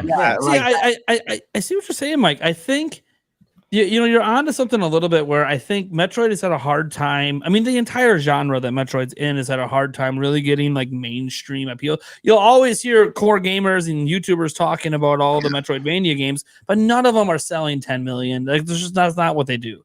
And it's sad because it's such a great franchise. It's amazing, and a lot of people are missing out as they waste their time on other games that aren't as good. But everyone's allowed to enjoy what they want to enjoy. I think that Metroid, though, the concept of it as a sci-fi can work so well as a show that you might be onto something that a show could be way bigger than the games, and that might actually help the games. So something interesting, I think this is a great, like, it's definitely like a good, we're headed in a good direction here, because like it's something that I sort of resonates with me, because as I've been playing Prime Remastered, and you see there's like some cutscenes there, but they're definitely, it's very minimalistic, right, compared to other games nowadays. But I kind of look at like what's the path to evolution for Prime 4, and I think that having something that's a little bit more cinematic, that tells a little bit more of an exciting, compelling story. Not that Prime has it, but like you look at like what they did with Dread, for example. Like there's a little bit of voice acting. There were some powerful moments. Yeah, they did a great job with that game. An amazing job, but it's still, it still is relatively minimal. But like if with Prime 4, they really hype it up. We know that feel minimal because Metroid hasn't really done that stuff. Yeah. But like, exactly. I'm a hardcore fan, so like. Yeah, to me it was a big deal, but also really like it wasn't that much. I mean, it wasn't like a JRPG with 30 it's like hours. Saying, Breath of the Wild has voice acting. Oh my gosh! But then like it's only specific lines and specific times. You're right. For characters. Yeah. But like, I mean, again, for Prime 4, it doesn't have to be 20 hours of cutscenes, right? It could maybe just be like an hour or two, but it's spaced out over. Not going to say like a 100-hour game, but let's say it's 20, 30 hours or something. And it's all part of their marketing lead up. Maybe Samus does have some voice lines, and it's done in a very cinematic, hype, exciting way. And that helps to bring in even more people, especially if it is kind of like this visual showcase for Nintendo. As Prime Remastered is for the Switch, whatever Prime 4 releases on, it's going to be impressive, right? If it happens in game, it's never going to work. It's not going to attract people, whether it has voiceover or not. If it happens in game, because the thing is getting people to buy the game, getting into the game, and if there's nothing outside that people can hook up to, to bring him into the franchise, no matter how much you improve the game, that ain't gonna bring new players into it. Yeah. But the other issue though, right, is I think Metroid has to kind of get to another tier before Nintendo's even willing to make a show with like that kind of a budget that would bring an even larger audience. I also think. No, you go on, bro. What you got? No. All I was gonna say is because it is truly a gamble if they take it in a cinematic direction and then it's not a household recognizable name.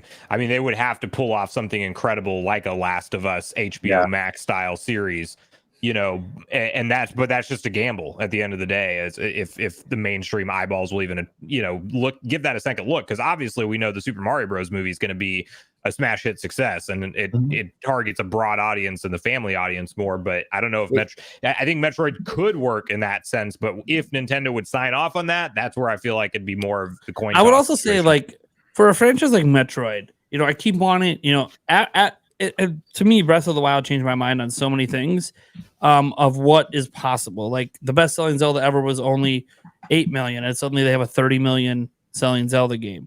Yeah. The best selling Metroid of all time is at 2.9 million, probably over 3 million, but just not updated numbers with Dread.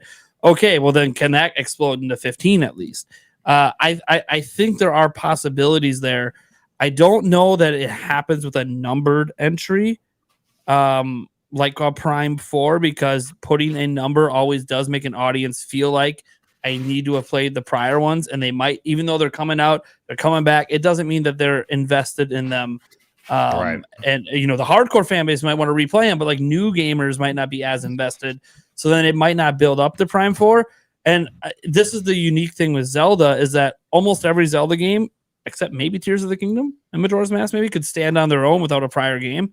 And so for Metroid to have that moment, it would almost need to be, maybe much to even my chagrin, a significantly different type of Metroid game that stands on its own. Yeah. And that might make people like I'm just I don't want it to go open world, or it shouldn't do that. But like, if that's what it has to do to hit the mainstream, Yeah, that's what it has to do, and it could end up being it might not even be based around puzzles. Imagine a game with no backtracking.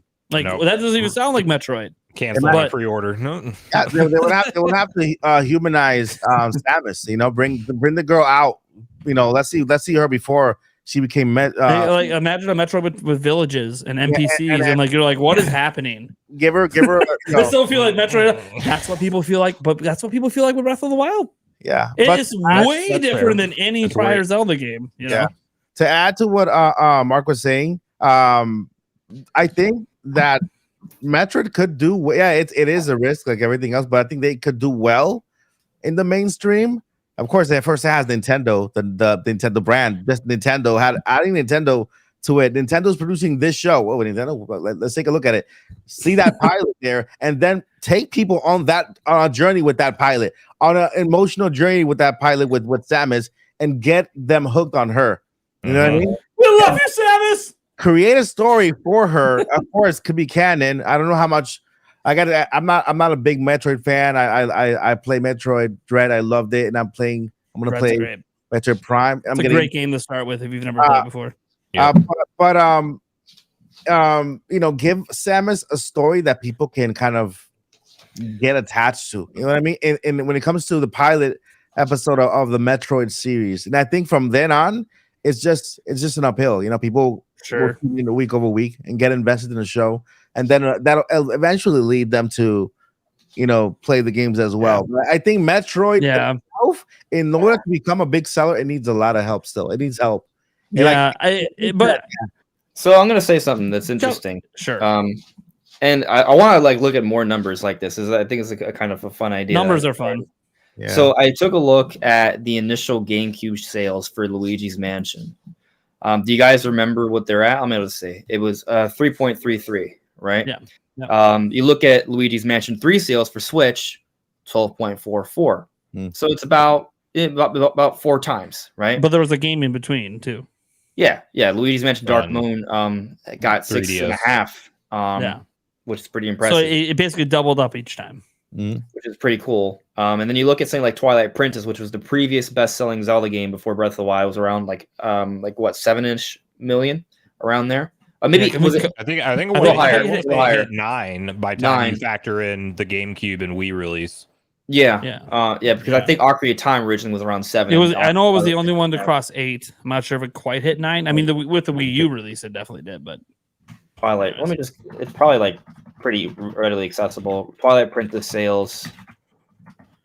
Yeah, and it might separate it out. Yeah.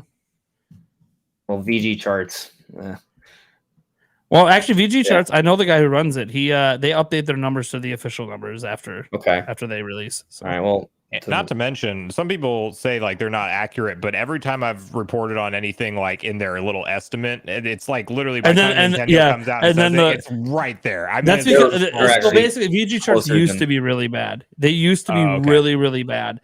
But the guy who runs their numbers now changed everything and actually got contacts at all the various places to get the estimates before they come out. There you go. So that's why they're a lot better about it. Yeah, he's been really trying to turn their reputation around, but I mean, it's kind of like IGN 7 too much water. Some things people aren't going to let go. If you account for GameCube and Wii, I mean, it looks like it would be close to about 9 million, maybe just under. Yeah. But anyways, point is, you look at those sales, you multiply it by 4. That's close to how much Breath of the Wild is sold. Granted, it's evergreen. I'm gonna sneeze. Just dust. All right, I'm good. Anyway, so it's around that range, right? So Luigi's Mansion to Luigi's Mansion 3 about 4 times. Twilight Princess, the previous best-selling, but to the Switch. I understand that there is the Dark Moon situation. Yeah, you can't ignore Dark Moon. Like that literally doubled up the sales of 1, and then it doubled up again with 3. Mm-hmm. So like you're like jumping Twilight Princess best-selling game in the series to Breath of the Wild, but you're ignoring the best-selling game in the Luigi's Mansion series. Yeah, at the time was Dark one, right? Moon. Was Dark Moon? Yeah. Yeah. And you got to remember, Switch appeals to the handheld audience, so like they're there. The people who bought Dark Moon are there. So, but the reason why I'm comparing GameCube, right, is because Metroid Prime was for GameCube, as was Luigi's Mansion. So you look at the Luigi's Mansion jump, right, and actually maybe a better comparison for Zelda would be Wind Waker to Breath of the Wild. Just in terms of like seeing like that core entry for the GameCube and seeing the kind of jump it saw on Switch. You understand what I'm getting at here? Yeah, I mean, so I basically what I'm trying to get at here is if we could like look at sales numbers, and this is you can't just look at 1 or 2 games and then be like, oh, okay, it's going to multiply by 4, right? Well, It'd be interesting to kind of like pull like every like major Nintendo game that released on GameCube, like the primary version that sold well on that, and look at its closest counterpart on Switch and see how it multiplied and if there's like maybe some sort of correlation there, and then take a look at Metroid Prime, which would be the comp for Prime 4, and Metroid Prime was like around 2.5 million, and seeing okay, well what would be the reasonable expectation for Prime 4?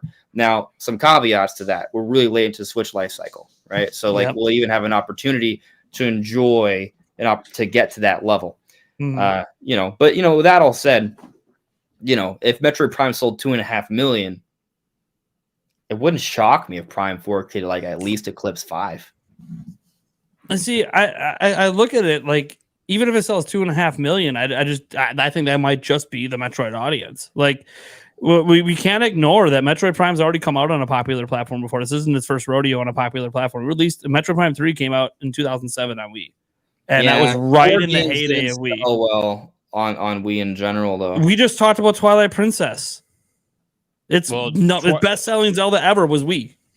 Twilight Princess did sell really well on Wii, but it also the Skyward Sword was a bomb for the Zelda. Yeah, but that was a late in the generation release. Metroid Prime 3 Corruption was right in the heyday of Wii popularity. For sure. I just know at least and Odyssey granted, sold I was that hardcore Not growing Odyssey, up Nintendo. Galaxy.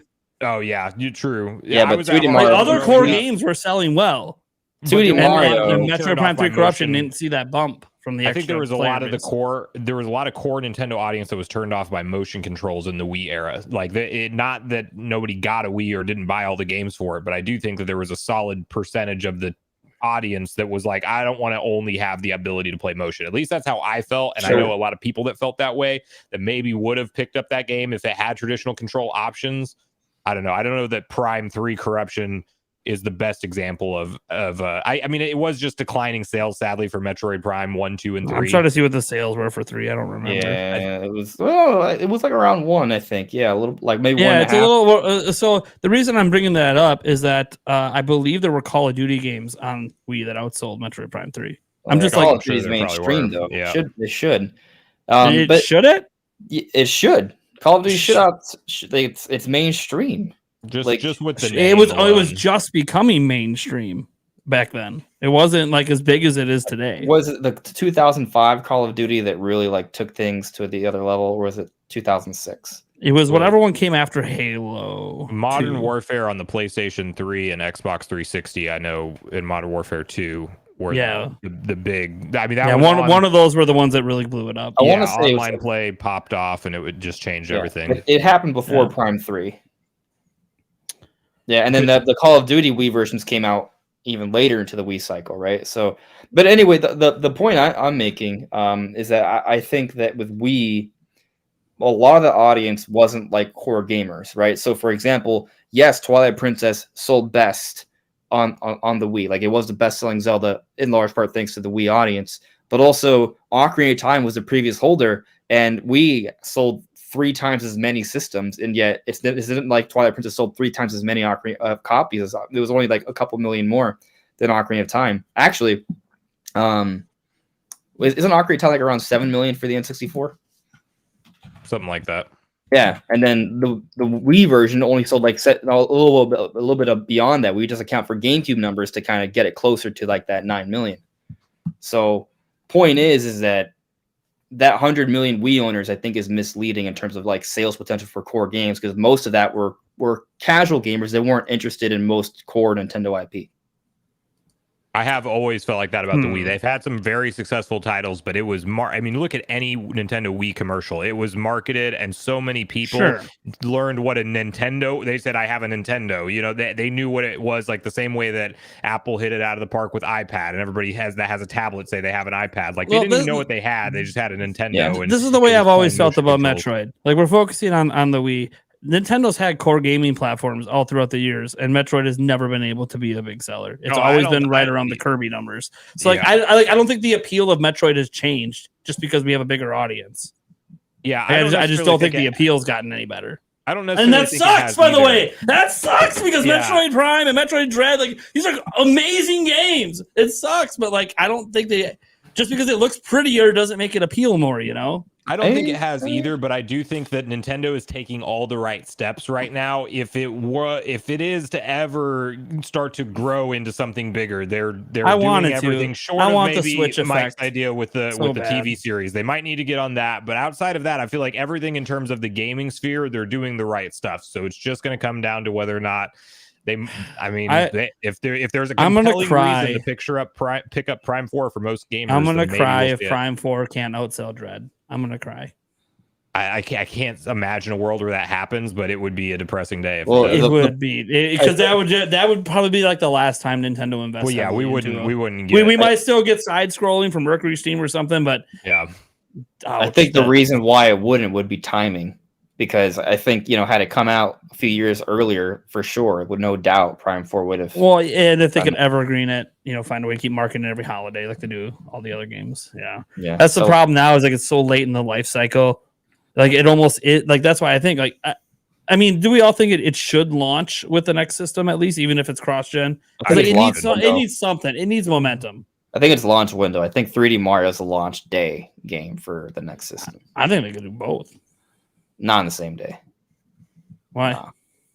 Because it's too much overlap. Well, how? It's completely different audiences. No. You're not going to convince a Mario gamer who loves Mario, plays every Mario to play Metroid. They're so different. 3D Mario, yes, but you're right. There's many Mario fans that will not buy Metroid, but most Metroid fans will also buy Mario. So that's the problem. If they want it to become a Mario household name, they might not want to launch it on the same day, to be fair. But I do think that it should be. I would love to see it be a launch title, but maybe launch window is the better term, like the month after. But if it's at the start of the lineup or something like that. Yeah, if it's at the start of the lineup of the new next generation hardware, it's going to be putting it in a good spot because people who buy the new console are going to want to get games for that console.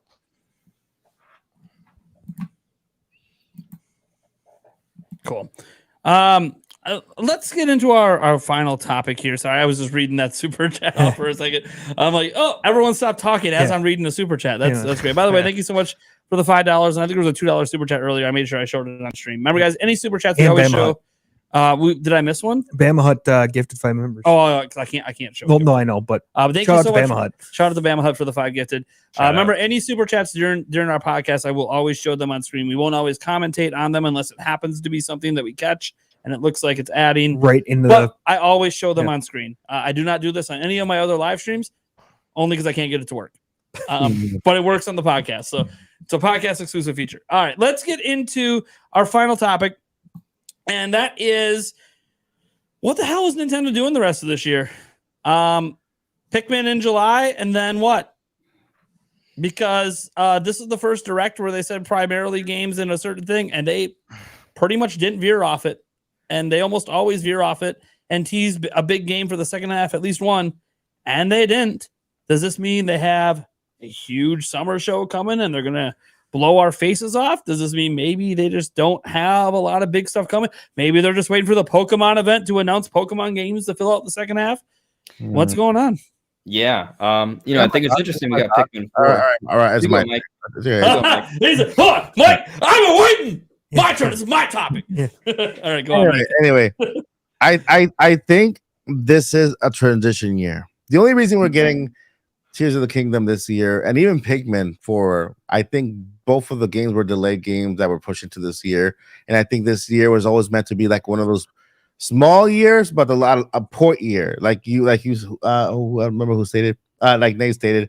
I also agree that in the summer direct we're gonna get Metroid Prime 2, and then in the winter direct we're gonna get Metroid Prime 3 next year. I also believe Metroid Prime 4 will be a next gen game. Why would you want to release a game for this Switch at literally the last day of the Switch? Kind of like So you're saying exclusive or cross? I think it might be an exclusive. It might be an exclusive. Might be. I don't know. It has the potential to be, if it's going to be that big of a game, it could be a game, a big seller for Metroid fans to invest in the next gen console. They're giving you a refresher with the 3 games the prior year, so that the next year they can actually catch you with Prime 4, because that's the game that you really want to play. They're messing with your feelings there. Anyway, but okay, I feel like we're gonna get more ports this year. I do feel like we're gonna get Wind Waker and Twilight Princess this year as a port. I do feel like we're gonna get at least another Zelda remake for some reason. A remake, maybe like Link's Awakening. I know there was one that was in the talk. Bless you. Yeah, something like that. But I think this is a port year. I don't think it's gonna be a big wow year. Besides what we have now, they're gonna continue to add more games to Game Boy Advanced. More games to Game Boy.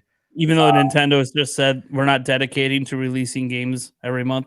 Yeah, more games. We're gonna release them when we feel like it. More games are expected, but I think they'll go with the direct route rather than going the monthly route. Like, we're only gonna get games, maybe 5 or 6 per direct. You know what I mean? Instead that's of that's just so weird. Like, there's such a massive library on Game Boy and Game Boy Advance. Like, for them to say we can't dedicate to releasing at least one a month, like, that's just weird. Right. Yeah, they're too busy.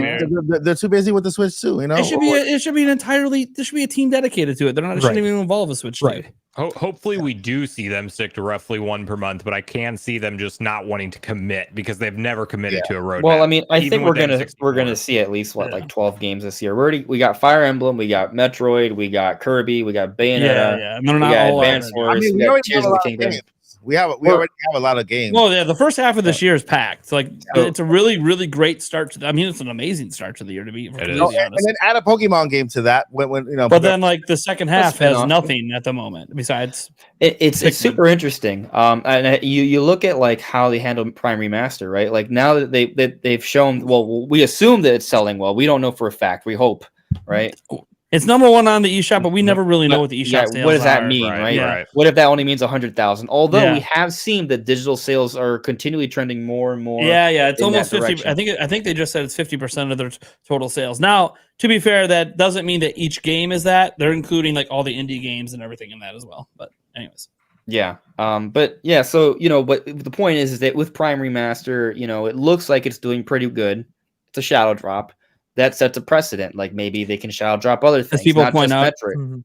It's ahead of Hogwarts Legacy on Amazon bestsellers. And that's the physical version, and it hasn't even released yet. I was just pulling up Amazon best-selling. That's a big deal. Yeah, and yet despite that, you still doubt that it'll eclipse 2 million. So yes. Yeah, because there's always a big rush initially. It's not the initial rush. We'll get a couple mil. That's a lot of sales at launch. And the thing is, I'm on the same page with you, right? Like, I'm excited about this, but I also still think know it has legs. But it's the legs thing. It's the same thing with Metroid Dread, right? Like, Metroid Dread got to 2.9 like fast, super fast, and then hasn't sold a mil and a quarter cents, or we would have got an update. Either that or Nintendo just not telling us. Well, they know every time a game sells $1.25 million, they tell us it's reported every time. So it's just not doing it. Yeah. So that is a concern, right? But point is, they could have a June Direct, shadow drop something for June. Maybe Paper Mario, the 1,000-Year Door, or whatever else. Well, they got to do something, because after July, there's literally nothing. Maybe they wait till July. They wait till July. Pikmin 3 came out. Okay, now what? Now we're all twiddling. You want to talk about Rumor City, guys? Imagine we get past Pikmin 3 and still don't know what's coming. we're going to be living off rumors because nobody knows what the hell is coming. I kind of want that to happen though, because for views it'd be great. First party games though will be. I think first party games we will not have a lot of first party games this year. Here's the thing. I think Pokemon. I don't. Now that we got nothing announced. Yeah. I think one reason nothing's been announced is I still stand by. I don't know what it's going to be, but there's going to be a big Pokemon game this holiday, or at least relatively big in that it's something that's going to sell 10 million copies. I don't know what it is. Pokemon Legends something. So you got Xenoblade. That's probably gonna have a physical release, the same way Torna Xenoblade DLC story had a physical release, right? I mean, and the thing is, the Torna the Golden Country was basically the length of a Pokemon game. So you know, you could count it. It just felt small compared to Xenoblade because like Xenoblade games are massive. Like, right? Yeah. It's just unreal. Monolith Soft's unreal with the content they put. I would say Torn is like a third to a half of an actual full Xenoblade game, which is still really long. Which is pretty good for like. Here's the thing, like it's really long, but I mean, you know, a lot of times people look at DLC to want to be expansion packs, and expansion packs usually add about a third more to a game, right? You know, so yeah, it just happens that Xenoblade is that big, like it's massive, and a third is like an entire game. Yeah, it's big-ish, right? Sales-wise, it's smaller than Dread. But I will say it has shown consistent growth. So there is that. Granted, the growth is really small. We're like hundreds of thousands of units, but each one keeps selling a little better. So good for Monolith Soft. Yeah, I mean, well, so like Fire Emblem, Xenoblade, and maybe Metroid seem to be around the same tier sales-wise, which is. I think it's fine. Like Nintendo can have games that sell 2 to 3 million. It feels really weird to say Kirby has a better selling game than all of them. And that's what happens when you're ambitious. When you finally make a game 3D and you actually try something new with the series, people play it. We'll play it. Yeah. Play it. Another thing, by the way, I forgot that wasn't a diss. By the way, Forgotten Land's amazing. Mm-hmm. Forgotten Land is my favorite Kirby game. Hands down. Visually, it's awesome as well. Like it, even like they did the little 15 frame rate trick in the background. It works. Yep. Hell, give me another one of those this year. I'll take one of those. Land, I think, is deserving of the second best Switch title last year. It's up there. That's it's up there. I mean, because you had Arceus. We had Xenoblade 3. Xenoblade. There's that as well. Gosh, Kirby won Best Family Game. Bayonetta 3 last year. Best Family Game is basically the Nintendo thing because they just put a whole bunch of Nintendo games. There was one. Lego Star Wars was in there. Right, yeah. I was terrified what was about to happen with that, but and the thing is, that's a good game. So like, I couldn't even get mad if it won. It is a good game. Like, I couldn't even got mad. It's one of the best Lego games. But can you imagine having 6? Was it 6 or 5, and you own 80% of it, and you lose? Mm-hmm. I it actually happened. There was an RPGs. They lost that category. I thought they might get blanked, but they had 80% of the RPG category, and they lost Elden Ring, which makes sense. But and then you have Taker reminding us that Mario Kart. Wave 6 DLC could be a big holiday release. I am curious if that DLC pack, because like they're going to want to get people to subscribe. Still, they're adding characters. They're adding characters. So I'm wondering if like the final wave is going to be like completely all new tracks and like just a handful of characters to get people hyped to sign up to that service during the holidays. Yeah, I kind of wonder if they're building up to that. And listen, we are definitely getting another Mario game this year. To another Mario Kart 8 Deluxe bundle. Maybe a 2D Mario. No. I mean, like, I don't think it's gonna be a platformer. I think it's gonna be a sports game. Oh, so a spin-off game. Okay. Yeah. You still think that's coming? It was rumored, and then I mean, around the same. It's still released. Yeah. Every single year since 2017, there has been at least a Mario game every single year. So this year can't be any different. If we are transitioning. I don't think said that about Zelda, and then last year happened. What about a 2D Mario instead of the sports game? Since we just recently got Strikers. Yeah, I don't think there has to be a sports game every year. I really hope it's a 2D Mario because I'm, I mean, I can look if they're going to keep up the Mario thing, then Sluggers is probably what's next. Yeah. But I do want to say I think some people have jumped on like the Mario Sports every year bandwagon because of the last 2 years we got it. But one of those is Strikers though, and Strikers is made by is it Next Level? Yeah, it's made by the Next Level. Right, so it's not the traditional Mario sports style. Strikers is kind of But that also means that because it wasn't made by the normal Mario Sports team, that they could be working on a different game and they've had more time to work on it and drop one this year. Yeah. Sure, but so when Mario Tennis Aces came out 2018, and then in 2021 we got the Mario Golf. Yeah, So Super Rush. Super Rush, right? So they're on a 3-year cycle, which would imply that 2020 next year. Yeah, Possibly. and no, Oh yeah, no, yeah, 2021 to 2024 , right? Exactly. Yeah. Unless they want to push it and have it out this year because they don't have anything. and no, I didn't say a sports Mario. I said a Mario game, not sports. Yeah. You just gave that as an option. Yeah. As like one of the Well, options. I mean, I brought up earlier. What if it's Paper Mario? Because one year was Mario Maker. Mario Maker. We had Paper Mario. We've had Mario Party. That was another one. 2 Mario parties we've had. Yeah, We could get a third one. We could. They like to push those out like crazy sometimes. Yeah. I hope they don't, because Superstars was, in my opinion, one of the best Mario parties ever. I agree. And it didn't sell as well as the prior one. So I'm like, don't rush a third one out. Ooh, Don't do it. Cool. Give a bigger Mario gap. Luigi game. A Mario Give us time to Luigi miss game. it. For sure. Give us time to miss it, and then it'll sell well again. Superstar should still get DLC. I think it really should. They should. Everything can get upon DLC. It. Yeah, I mean, nothing's off the table now that 8 Deluxe is getting DLC through the end of 2023. Here we go, Shadow Drop Breath of the Wild DLC to bridge to the next game. Oh, here's a crazy idea, right? Not Mario and Luigi, which would be amazing. That's how they got me. What if 30 for what DLC? if they capitalize on this extensive Peach role and come out with a new Peach game? Huh? Super Good. good. Yeah. Super Princess Peach 2. Good. Wow. I'd buy it.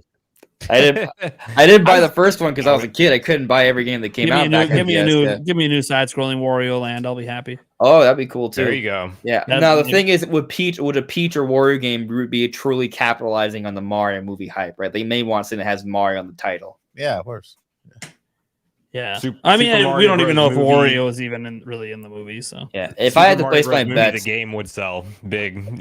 Just make a game about the movie, Super Mario Bros. Movie. The game. Yeah, what if there is a movie based game coming that we don't know? Like, not something that's like a big 3D game, I don't think, but like a side scrolling something that might be tangentially related and has references to the movie in it. And Luigi. If it's based on the movie, people are gonna be like upset because then Chris Pratt will be Mario.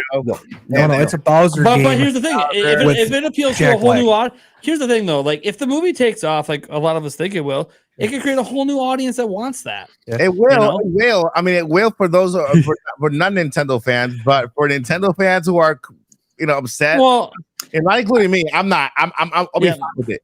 I got an idea. Mike, you're worried. You're worried the same thing Zelda fans do to you and others like me today. Oh man, I mean, hardcore Mario fans are going to do that to people who are fans of that. It was the first time for me today to experiencing it. I've never experienced that in my life. Like somebody literally threatening me because I put a video of Zelda, the same video that Nate divided in 3 parts. Although you explained it better because you're Zelda. Well, yeah, but that doesn't. I still make. Listen, man. I don't care what your opinion is on something. If you are insulting or attacking someone, that says more about you than it does about the person you're insulting. Because listen, I see people that say all sorts of garbage on YouTube. I don't attack them. Why? Because I'm not the worst person in the world. Maybe I'm like second or third worst, but I'm not the worst, right? So it's you gotta you gotta disregard that shit. But I'll say this. I'm worried about tough guys.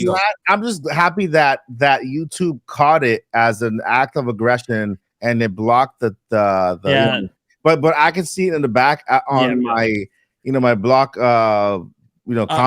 Held for, never read held for review. That's my advice. So from there I was able to I do it because some of my subscribers say, I can't see my comment. I keep commenting and sometimes it gets their spam filter sometimes catches things.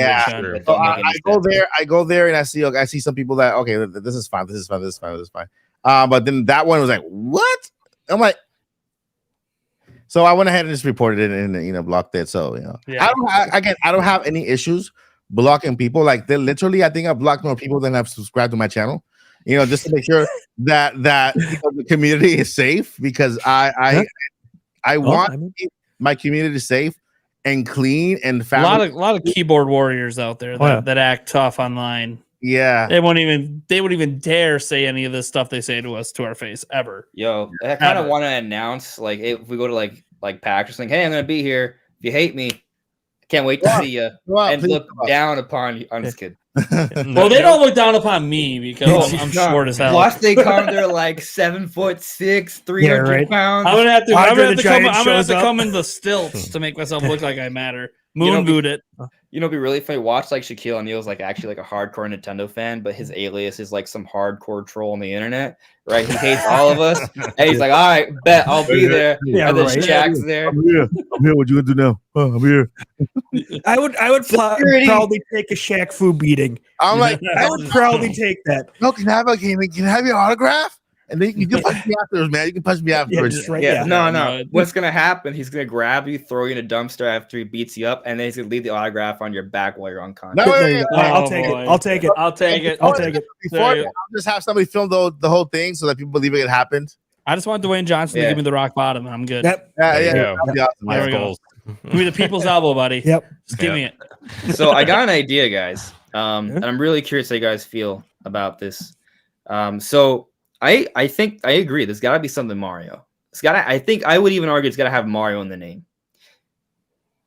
But what if it's not anything we're expecting, right? Like we're like, oh, it can't be a 3D Mario. Oh, it can't be a 2D Mario. It can't be a paper. Like maybe it's not. Maybe it's none of that. Maybe it's something entirely new.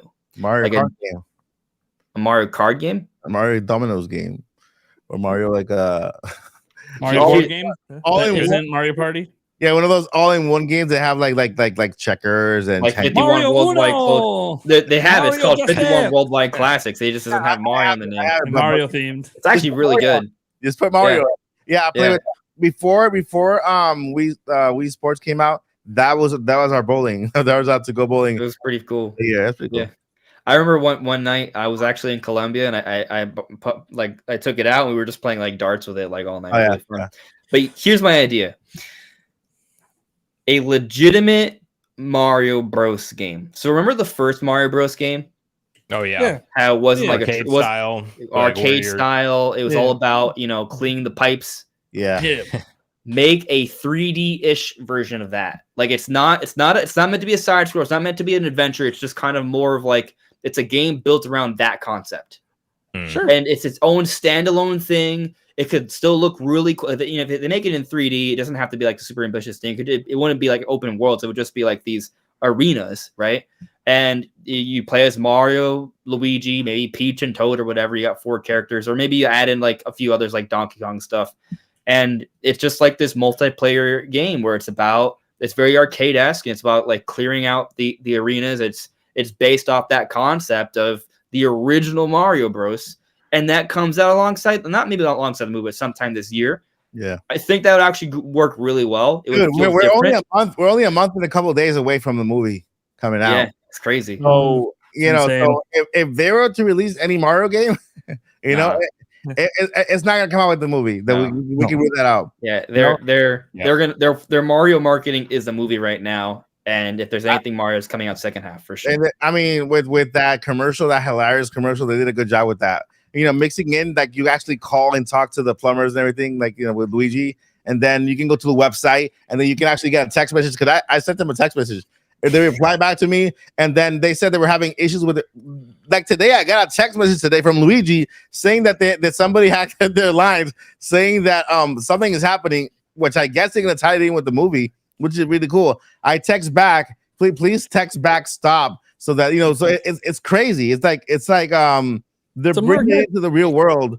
It's a very clever marketing campaign. It is. And Now imagine if a game's built out of that idea. Like you are running the company for the Mario Plumbing Company. That's what it's about. Yeah. That would be so cool.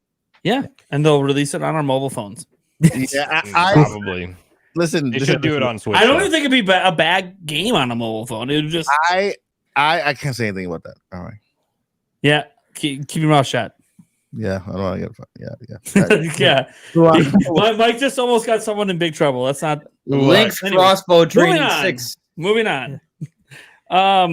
So what? Okay, Eric. Yeah. What the heck do you think Nintendo's doing in the second half, man? I don't know. I kind of agree with Mike though that this is kind of a year of of ports, and we may get one or two, quote unquote new games in there. Like maybe, I mean, it'd be nice to see like a Luigi's Mansion 4. I keep going back to that I keep wanting that one. Yeah. I just feel like they're gonna hold it, but you know what? Right. It's a big selling IP now. Like, yeah, no, for sure. I could see that being a IP holiday now, UP now. Yeah, Yeah, right. I kind of have to pee now, but maybe that's the Mario related game because Yeah. Luigi's in the movie. right. Oh, sorry, Mike. Yeah, yeah, right, for sure. that'd be a good one. I'd like Luigi's Mansion. I love Luigi's Mansion. And I saw in Luigi's chat. Mansion remake. Here we go. I saw in chat kind of like a That's Mario the second time. a Mario Lego game, but I love that. I would actually, love I mean, they do work with Lego now. What I'm thinking of is there's that rumor out there of the Zelda Legos. Yeah. So what if we get like a Zelda Lego game to come out with the release of the Zelda Legos? I mean, that'd be awesome. You're blowing my mind right now, and you need to stop. That'd be awesome. I love Lego games, and It if would they do sell a Zelda so well. Lego game where I get to tear down Hyrule and build it my way, Right? So well. Great Daikuchi starts mouthing off. You're just like, no, you just throw bricks in his mouth. bye. You can eat my bokoblin parts. Yeah, right. It would sell really well. It would probably sell. Really well, yeah. I'm surprised that they haven't gone there all yet. Well, with, the Lego partnership's new. Like they had a partnership with a different company for similar toys, right, and it never really took off. yeah, and they finally wisened up. I think they were trying to avoid working with Lego because Lego has a massive licensing fee involved, true, and they take a huge chunk of the sales. yeah. But there's a reason they do because nothing can touch them. They're so much bigger than everything else, so they could charge premium prices and get away with it. So, yeah, I think now they've been working with Lego now for a few years. I think it's probably getting to that point where Marvel's gone Lego. I mean, a lot of the big brands have gone Lego now, and it's just it'd be I think cool a Mario Lego game. I think is just an obvious thing that's going to happen. Yeah, eventually, or even whether it releases a new set for the movie.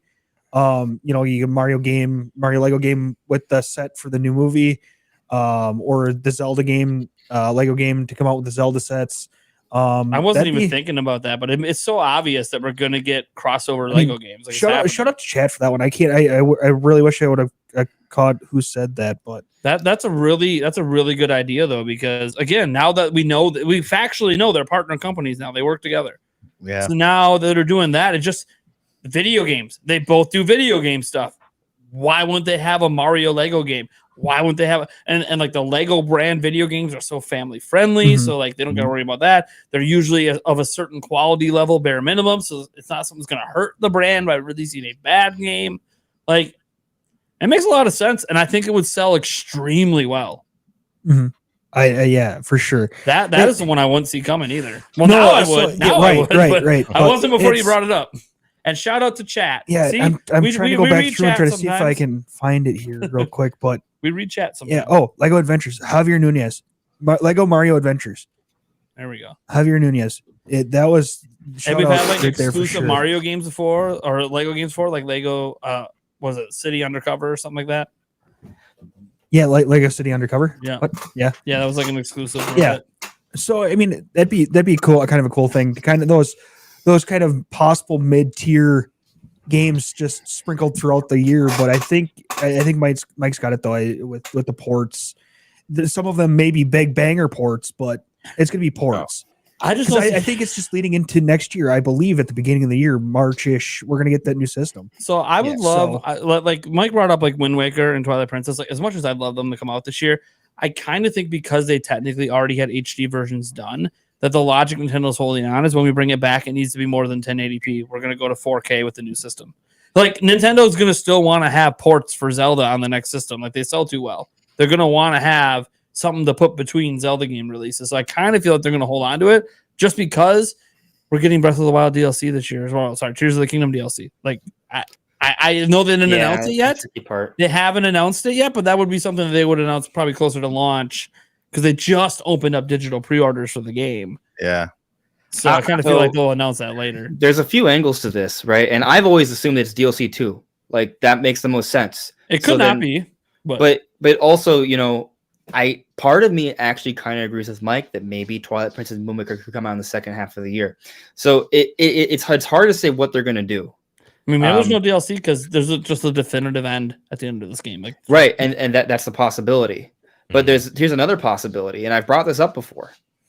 What if what they do, since Tears of the Kingdom is coming out for Switch and not Switch 2, in order to kind of have like some sort of premier Zelda content for Switch 2, they stave off the DLC. They don't do DLC, but maybe there'll still be some free updates.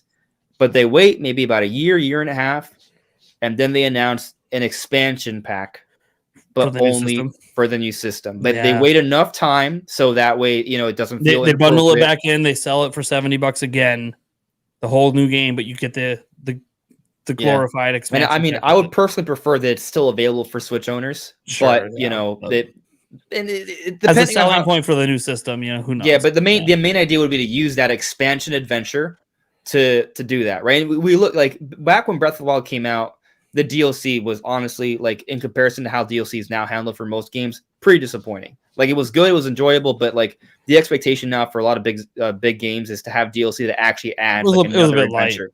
It was right, like an actual adventure, right? Like a new area.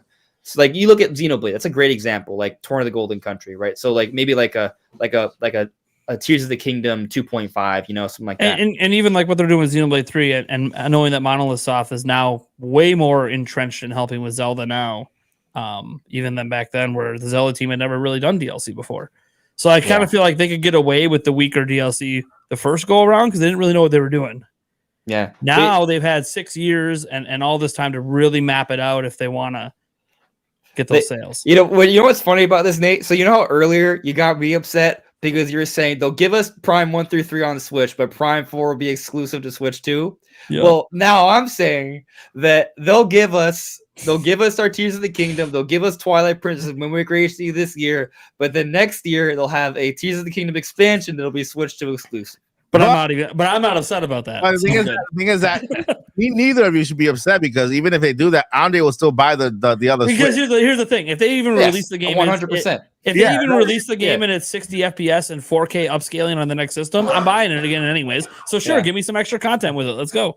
So it would be the way. I will explain why I would be upset, right? But I'm probably alone at this. But I think the reason why I think that this is the port year and it doesn't matter what they release, they can release because Emily Rogers said it was. No, well, maybe. She did say we're getting a bunch of GameCube parts, and that's how the generation. If they like Prime Remastered, I don't care. Prime Remastered, I believe her. Give me that Luigi's Mansion. Give me that F-Zero. Star Fox Adventures. Let's go. Bring them all back. The reason why I say it doesn't matter is because I feel, at least in my heart, I feel like that when I get my brand new box, next gen console, Nintendo console, I could set it up, log in, go to the eShop and download the games that I already own. They better do that. They better do that. That has to happen. Nintendo's never done it, and if they don't do it this time, exactly. I want to play Prime Remastered in 4K. Yeah, that's they've had backwards compatibility. They've just never had that whole digital thing where you can just go get all your digital games right away, like everyone else does now. I'm if they don't do that, I will be mad. Yeah, I mean. So that's why Nintendo. Pay attention to what everyone else is doing, please. Everyone is doing it, and that's why I feel like they can release. That would be why Nintendo won't do it. I mean, look how long it took them to charge for online play. Everyone was doing it for a long time. Not that that's a good thing. I don't think they're gonna make a Pikmin 4 Deluxe like they did with. We still don't have local voice chat. The funny thing is, they actually dabbled in local voice chat before, which is weird. That's why they went backwards. Okay. Oh, it'd be really cool. Javier Nunez, I love what they said. Javier Nunez said, Bound Kaidos, Star Fox Assault Adventures, F-Zero GX Luigi's Mansion. Like that's all great, but Star Fox Assault. Like imagine if they remastered Star Fox Assault and gave it online play. Yeah, that would be nice. That'd be great. That's really what it was missing back then. Yeah. That's really what it needed. The multiplayer actually was good. It just didn't have. It was too new. People. Yeah. Javier's coming in with the bangers here. Yeah. Yeah. And Mike and Katos, we obviously know we are getting that. Here's the thing: they did announce a bunch of GameCube remasters, and there could just be more coming. Yeah, is Bound Kaidos though a Nintendo published title? That I'm unsure of. Let me look up. I know they didn't make it, but I don't know if they published it. Because the thing is, Monolith Soft did develop it. So is Monolith Soft even at all in response? Well, are they doing anything? Publisher was Namco originally. Okay. Yeah, I mean, because that's when back then that they owned Monolith Soft when they developed the game. Yeah, I know. So it might be. Is bait and cancel? Is bait and Kaidos? It's not Baitun. It's bait. I'm pretty sure this one's Botan, but I that's the only way I've ever heard it pronounced. They I'm probably said it wrong. in the direct, but I can't remember off the top of my head. Yeah, Botan Kaidos. I don't know. Botan Kaidos is how I'm thinking about it in my head. It's bait. Yeah, because I don't know if Nintendo bought the rights to the game. I do think that Nintendo's probably involved with publishing the game. They're probably publishing it. Well, and maybe Namco site, they might tell us. Okay, yeah, you can look it up. Maybe they'll say publisher Bandai Namco Entertainment. Nintendo is not a part of publishing. Okay, did it say who's developing it? Who's working on it? Where would they say that? Because they don't. I don't know. Sometimes they don't say that till the game comes out. That's kind of the problem. Yeah. Like we didn't know about. I'm curious if Monolith. We technically didn't even know if Retro Studios was making the remaster until we saw the credits. So, right. Yeah, we weren't 100% for sure. Yeah. Yeah. So, but the fact that Nintendo's not publishing it, I think that says something. Well, I mean, they don't own the rights. That's what it says. Right. Well, I guess what I'm getting at here is that I think part of the rumor was suggesting that Monolith Soft was helping out with it. Yeah, and they might be. Well, I guess the weird part of that is that technically Monolith Soft is a part of Nintendo. Like they are 100% Nintendo. Sure. So a Nintendo studio helping out with a Nintendo project. I'm not. Well, I mean, I guess we'll see when the credits come out. But. I mean, the game's never really been on any other platform, and this one's still not announced for any other platform. So I kind of think if that's the case, and Monolith was the one that originally did it, so then they're the ones doing the remaster of it. It could just be one of those. Hey, we have an agreement, just like we did for Monster Hunter, just like we did for other things. Like, this is just an agreement we have. Like, we're going to help out where we can. Sure. And that and we get a 50-50 revenue split. Like, Yeah. Do we have information on revenue splits at all? Like, do we know like how much Nintendo made for Monster Hunter Rise, for example? We don't know on their partner games. We do know, obviously, on games in general, it's 30% of any game. Oh, yeah. But we don't know what partner games are, if they're better deals or if they're worse deals, because, like, usually partner games involves Nintendo helping pay for a game to be made. So there could be a bigger cut that goes to Nintendo because they're the one paying the most of the bill. And then Monolith Soft helped out. That's literally their studio. Yeah, so that's why I'm like, it could be 50-50, it could be 60-40 Nintendo. But that's one of those things that it's contract details. So that stuff never really gets out. Yeah. They're not talking about that stuff at investors meetings. Yeah, the 30% is a known thing. Like that's literally industry standard. Everyone charges that. Since we're talking about Bon Kaidos, do we think this counts as a Nintendo action game? I want to say no, but I'm biased because I want it to be Kid Icarus Uprising. I mean, it's genre's role playing. For that action. Oh, for the action 3D. Yeah, I mean, I hope I wouldn't. But it's usually. I'm pretty sure it's defined as an RPG. Yeah, so I mean, a card-based battle system RPG. Yeah, it's. I mean, I don't think anyone action pretty much any game ever, right? So depending on how loose you want to be with 3D action, even on I know like Wikipedia is a be all end all, but it's called a role playing game on Wikipedia. I mean, on Nintendo's website, it's called a role playing game. And so I would say that they're probably not considering it like an action game. It's probably more considered to be an RPG. So are we still on the Kid Icarus bandwagon then? Yeah. I'm with you on that. I think everybody is ever since Sakurai threw it out there. I mean, Sakurai looked right at the camera. He told. I mean, he's either hinting. He was either hinting it or he was saying, telling them to make it. You're doing this, like one of the two. I made it whether you want me to or not. Did you see what I did to Smash? You can do what I want for once. I made Smash when I didn't want to. Yeah. You make what I want. It's possible. I don't need to be involved. I already made it. Just right. Bring it in HD. Do it right. Of course, he might want to be involved because you got to change the control scheme up, and then he would want to be like, no, you don't mess with my controls unless I mess with the controls. So then he's just already working on it. It could have already been done. It could be one of those. He's hinting at it because it's one of those games that Nintendo's sitting on, like they were Metroid Prime, and he's just like, I don't know when this thing is coming out, so I'm putting pressure by basically saying it exists out in the universe, and you should release it. You know what's interesting? Out into the universe. Nintendo may use this to kind of fill, like, if you're right, and this is a deal, which it makes sense because Monolith Soft didn't initially develop it, they may help out. It might be like, and Namco's not a company Nintendo hasn't worked with before, right? They worked over the years. Absolutely, I mean they're great partners. I mean they made Smash, them and Capcom. Oh yeah, Pokemon Snap, Bandai Namco and Nintendo are very good partners. Yeah. As is Capcom, as is pretty much all the Japanese, even the Square initial Enix Metroid is. Prime 4 is, apparently, but Yeah. that was canned. But Yeah, like supposedly we don't actually know. It was there's a rumor. lot of, but on We'll the never Switch, actually they've helped probably out with a lot. Yeah. We'll probably never have it confirmed unless a former employee leaves the company and finally spills the beans. Bandai Namco's made the best Pokemon spin-offs. Pokemon Snap, Pokemon Tournament, like they're crazy. They're good. Yeah. Anyway, I mean Detective Pikachu is pretty good too, to be honest. Was that made by Bandai Namco as well? I don't know who made Detective Pikachu. I'm not sure, but that's one of my favorite spin-offs. I mean, I didn't play it, but I liked the movie, and the movie was based off the story of the game. And the game's really good. Maybe number 2 finally comes out this year too. That might come out this year. That's been announced. Yeah. I'm really worried it got canned, and they're just not saying anything. But it was announced back in 2019. Who knows? We have a Pokemon event coming up next week, right? So, if anywhere that should if there's a time, it should be. It was made by Creatures, Detective Pikachu. Okay. Yeah. I mean, typically they're usually within 2 weeks of the February direct. So yeah. So it was made by Creatures. So it'd probably be Creatures or Game Freak. Yeah. So that OLED leak. I don't think they hired Bandai Namco to make it. No, it's not Game Freak either. So it could have been a Creature. It could be Creature. Creatures usually doesn't do a lot of like full games. They're usually a lot of the assets. But they make games. Well, they do make games. games. So like they could be behind it. Who knows? They apparently made Mother. Way back in the day. Yeah. Pokemon Stadium they made. Hey You Pikachu. Like if you look at the old. I'm trying to look at anything they've done recently. The most recent. I mean, they have credits on everything. That's the problem. The thing is, they're not necessarily the main developer for a lot of these projects. Yeah. The last one, Detective Pikachu 2018, and before that was the Great Detective Pikachu: Birth of the New. So Detective Pikachu, and then the Pokedex for iOS. Yeah. So basically, Detective Pikachu, and then some side apps. Yeah, I'm gonna say that they were the main developer for Detective Pikachu because I see no one else for it. Yeah.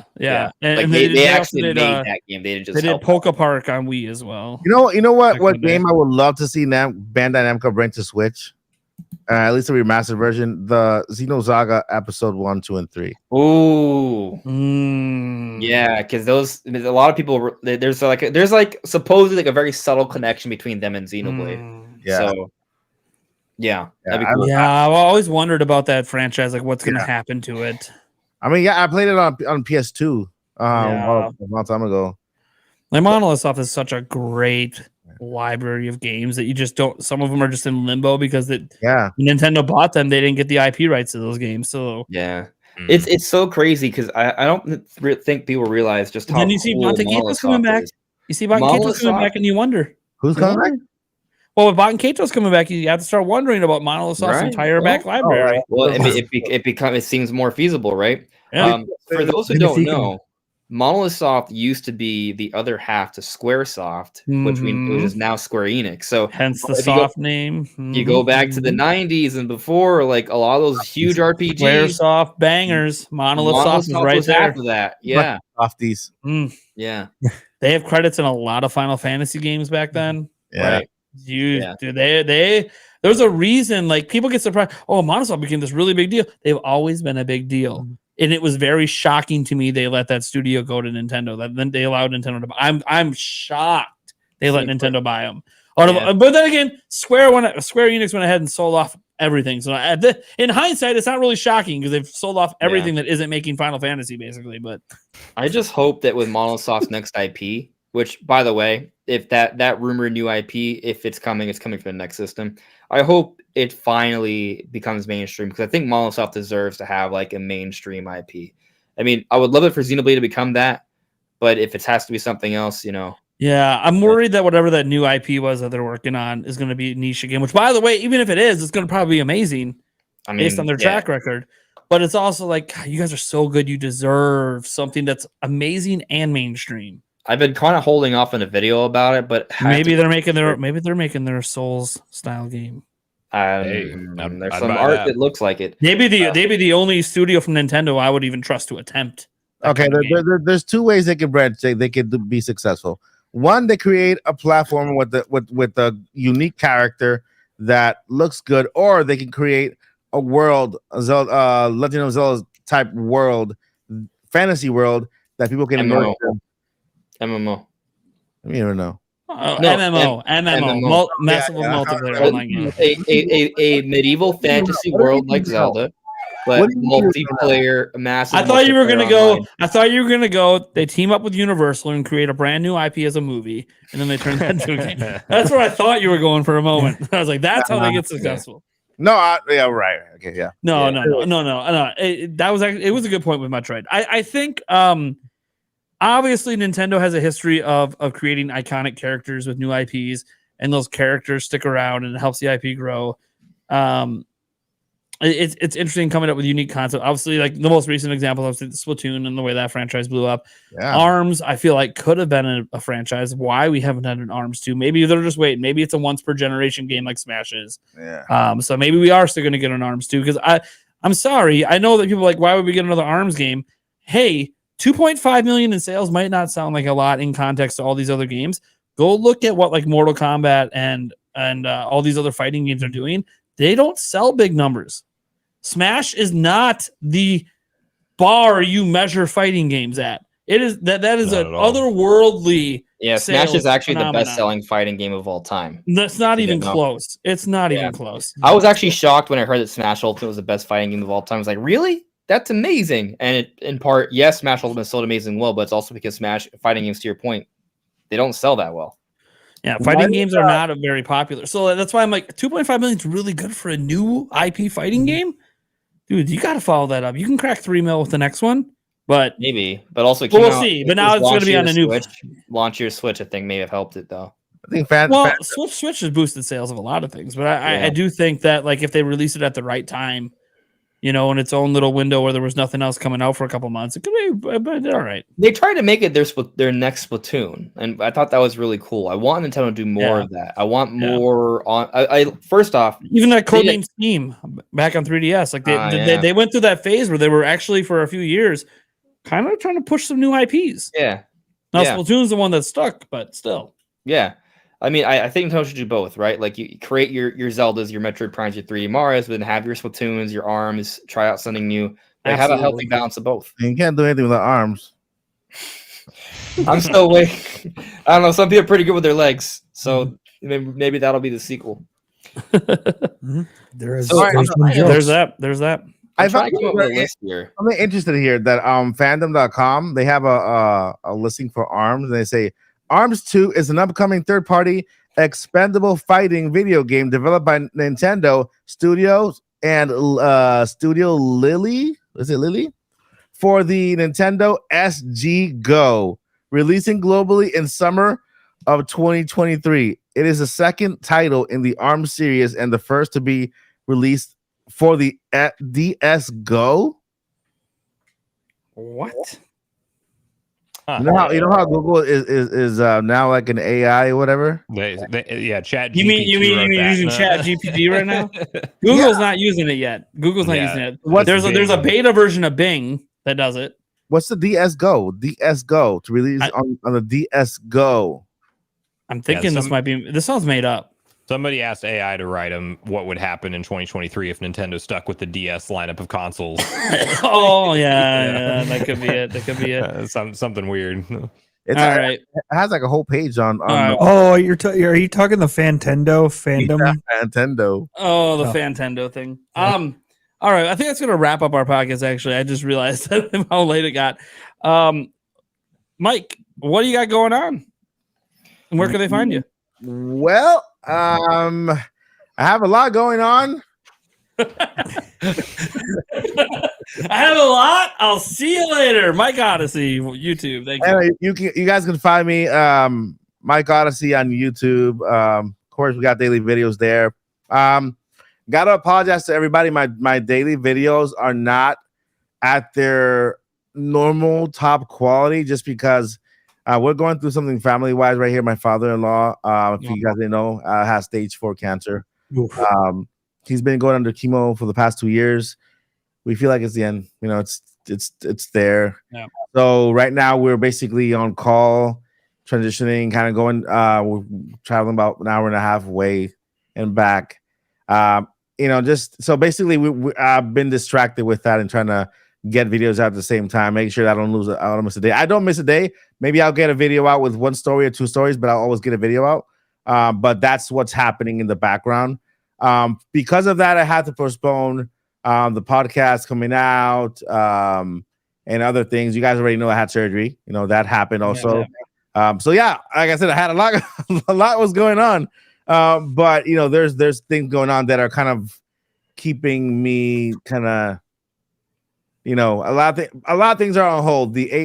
On the 18th, I had the live stream for the 20,000 giveaway. I guess we're at 25 now, or 24. It's gonna be 30 by the time of that. Well, yeah, exactly. Yeah, I'm like, you're soaring, Mike. You're soaring. I had to cancel that just because on that day we're gonna be with my father-in-law. Yeah. And this Saturday, but I promise I'm gonna go ahead and schedule that live stream. I'll make it up to everybody. Make sure if I get a couple of prizes. I already talked to somebody today. They're gonna give me some copies of a new SpongeBob video game is coming out soon, and we'll get some codes out there for you guys. Besides the Switch, Nintendo Switch, I do got the 30K Switch also going on. The Skyrim milestone for the 30K. By the time you get that stream going, it's just going to be 20 and 30 together, man. Yeah.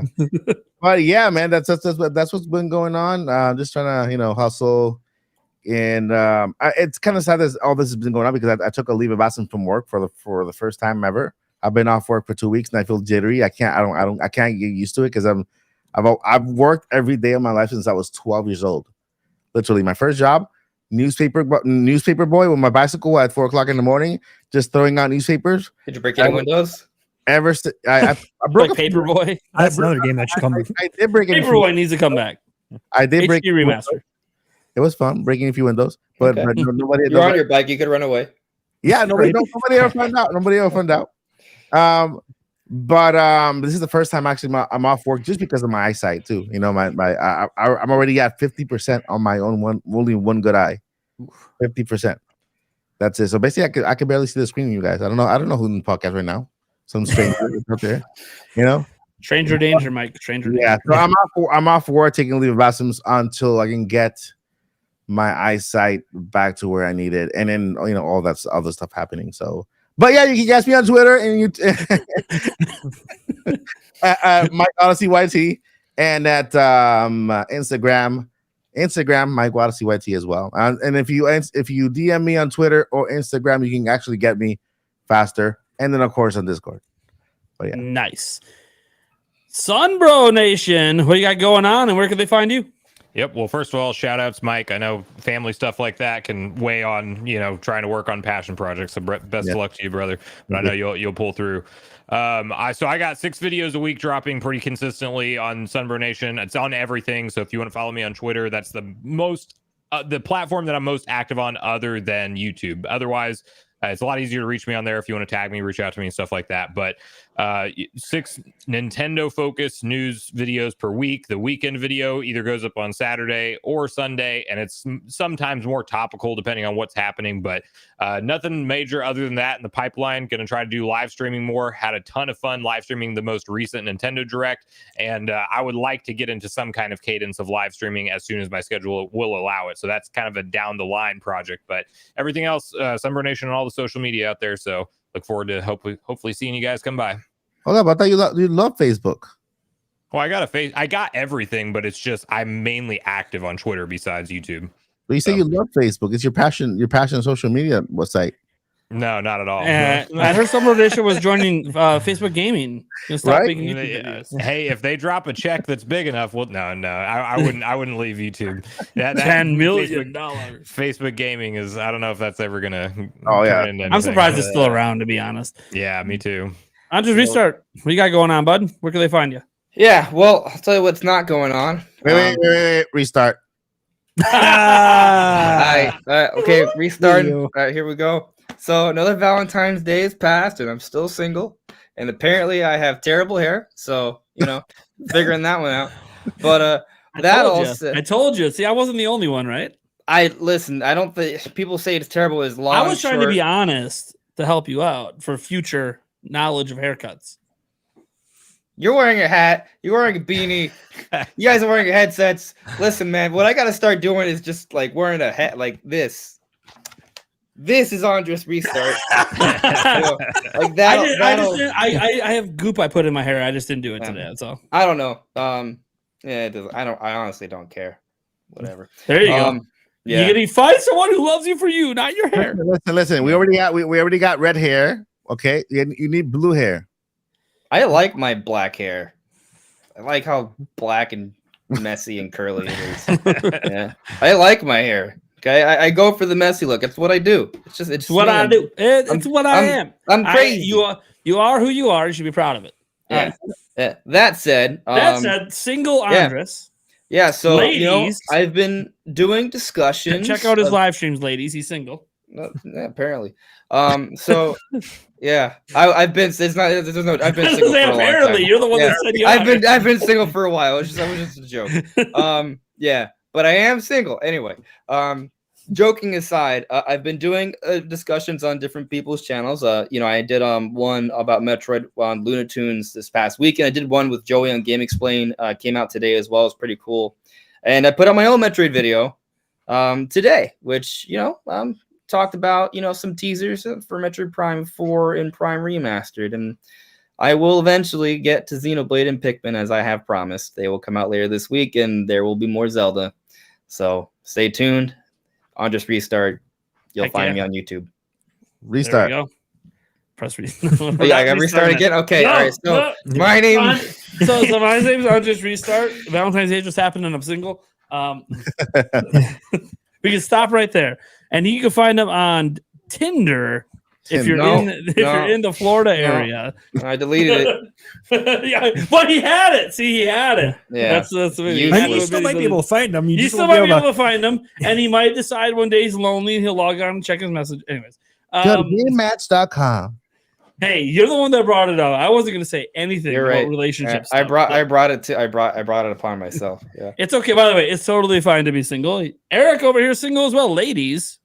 If you're in the Wisconsin area, you can find him. I have no idea if he's on any dating websites. I don't talk about dating websites. I haven't been on dating websites in a long time. Tell him, Eric. Is Tinder even the one that people use anymore? Must be nice being married, having a wife. I mean, yes, but it's a challenge sometimes. It's a blessing. It's beautiful to have somebody. It's awesome to know that you always have someone at the end of the day. Yeah, man. And then shout out to some bro getting married soon. You gotta invite all of us. Nice. All of us. I wait for my wedding invite in the mail, bud. Yeah, absolutely. When you're ready to I'll have fly on out. party, I'll fly on out. Me and the lady, we'll fly out. We'll leave the kids behind. Don't worry about it. Hold up your phone, and the 6-pack can be like on your phone, like that, like a little square. There you go. Yeah. I'll send you guys an invite. It would be nice if it works. Maybe we can make it happen at E3. We'll do something crazy there. No, no, that's gonna be another year out at least. But it takes time to put that stuff together. Yeah. You guys obviously know who I am. I'm Nintendo Prime. This is my show. So if you don't know who I am, I don't know how you found me. But if you did happen to find this stuff over on audio version podcast, we do this to people who only listen to our podcast of the audio version. I'm a YouTuber. I make daily content. Really? Lots of news, lots of discussions. I have 4 live streams a week, including the podcast. If you ever want to know what I look like, we have the video podcast every single Wednesday at 8 p.m. on the Nintendo Prime YouTube channel. Just type Nintendo Prime into Google. I'm the first thing that pops up for now until Nintendo decides to use Prime in like a Nintendo Prime branded way, which would make me excited at first because everyone would search for it day one and they'd find me. But then also like a week later, I won't be in any of the search results anymore because it'll all be Nintendo. That being said, it'll be a really nice first day where everyone thinks I work for Nintendo. That being said, I do a lot of content. It's mostly news based, but I do other things as well. We'll be doing a massive live stream. He has an OnlyFans, only for fans. Yeah, like fans. The fans that have like 3 OnlyFans. Also, just a reminder, and I'm gonna put this in. Actually, I was gonna say before HMK left. We now have Nintendo Prime Podcast shirts, and I was actually gonna let you guys all know on the show that I was gonna send you guys a shirt. So just talk to me behind the scenes to get sizes and colors and all that. I just launched those today. Obviously, I'm going to be offering anybody who ever guests on our show a free shirt if they would like. So, and on that note, we should have 6-pack custom shirts with our we name should. on. We should have a 6-pack custom shirt just for the OGs. Just for the Oh. OGs, the OG 6-pack shirts. I definitely agree with that. Mike, we'll have to talk behind the scenes when you get some design ideas. We'll figure it out. I can design. Figure it out. But if you guys would like a Nintendo Prime shirt or even a potential limited edition 6-pack shirt, stay tuned. We do have a link in the pinned comment right now for the live viewers if you want to go check out the standard Prime podcast shirt. But we'll see. We'll see with the 6-pack shirt. We'll work that out. All right, guys. I forgot to mention one thing. I got some MikeGalaxy.com Tears of the Kingdom t-shirts.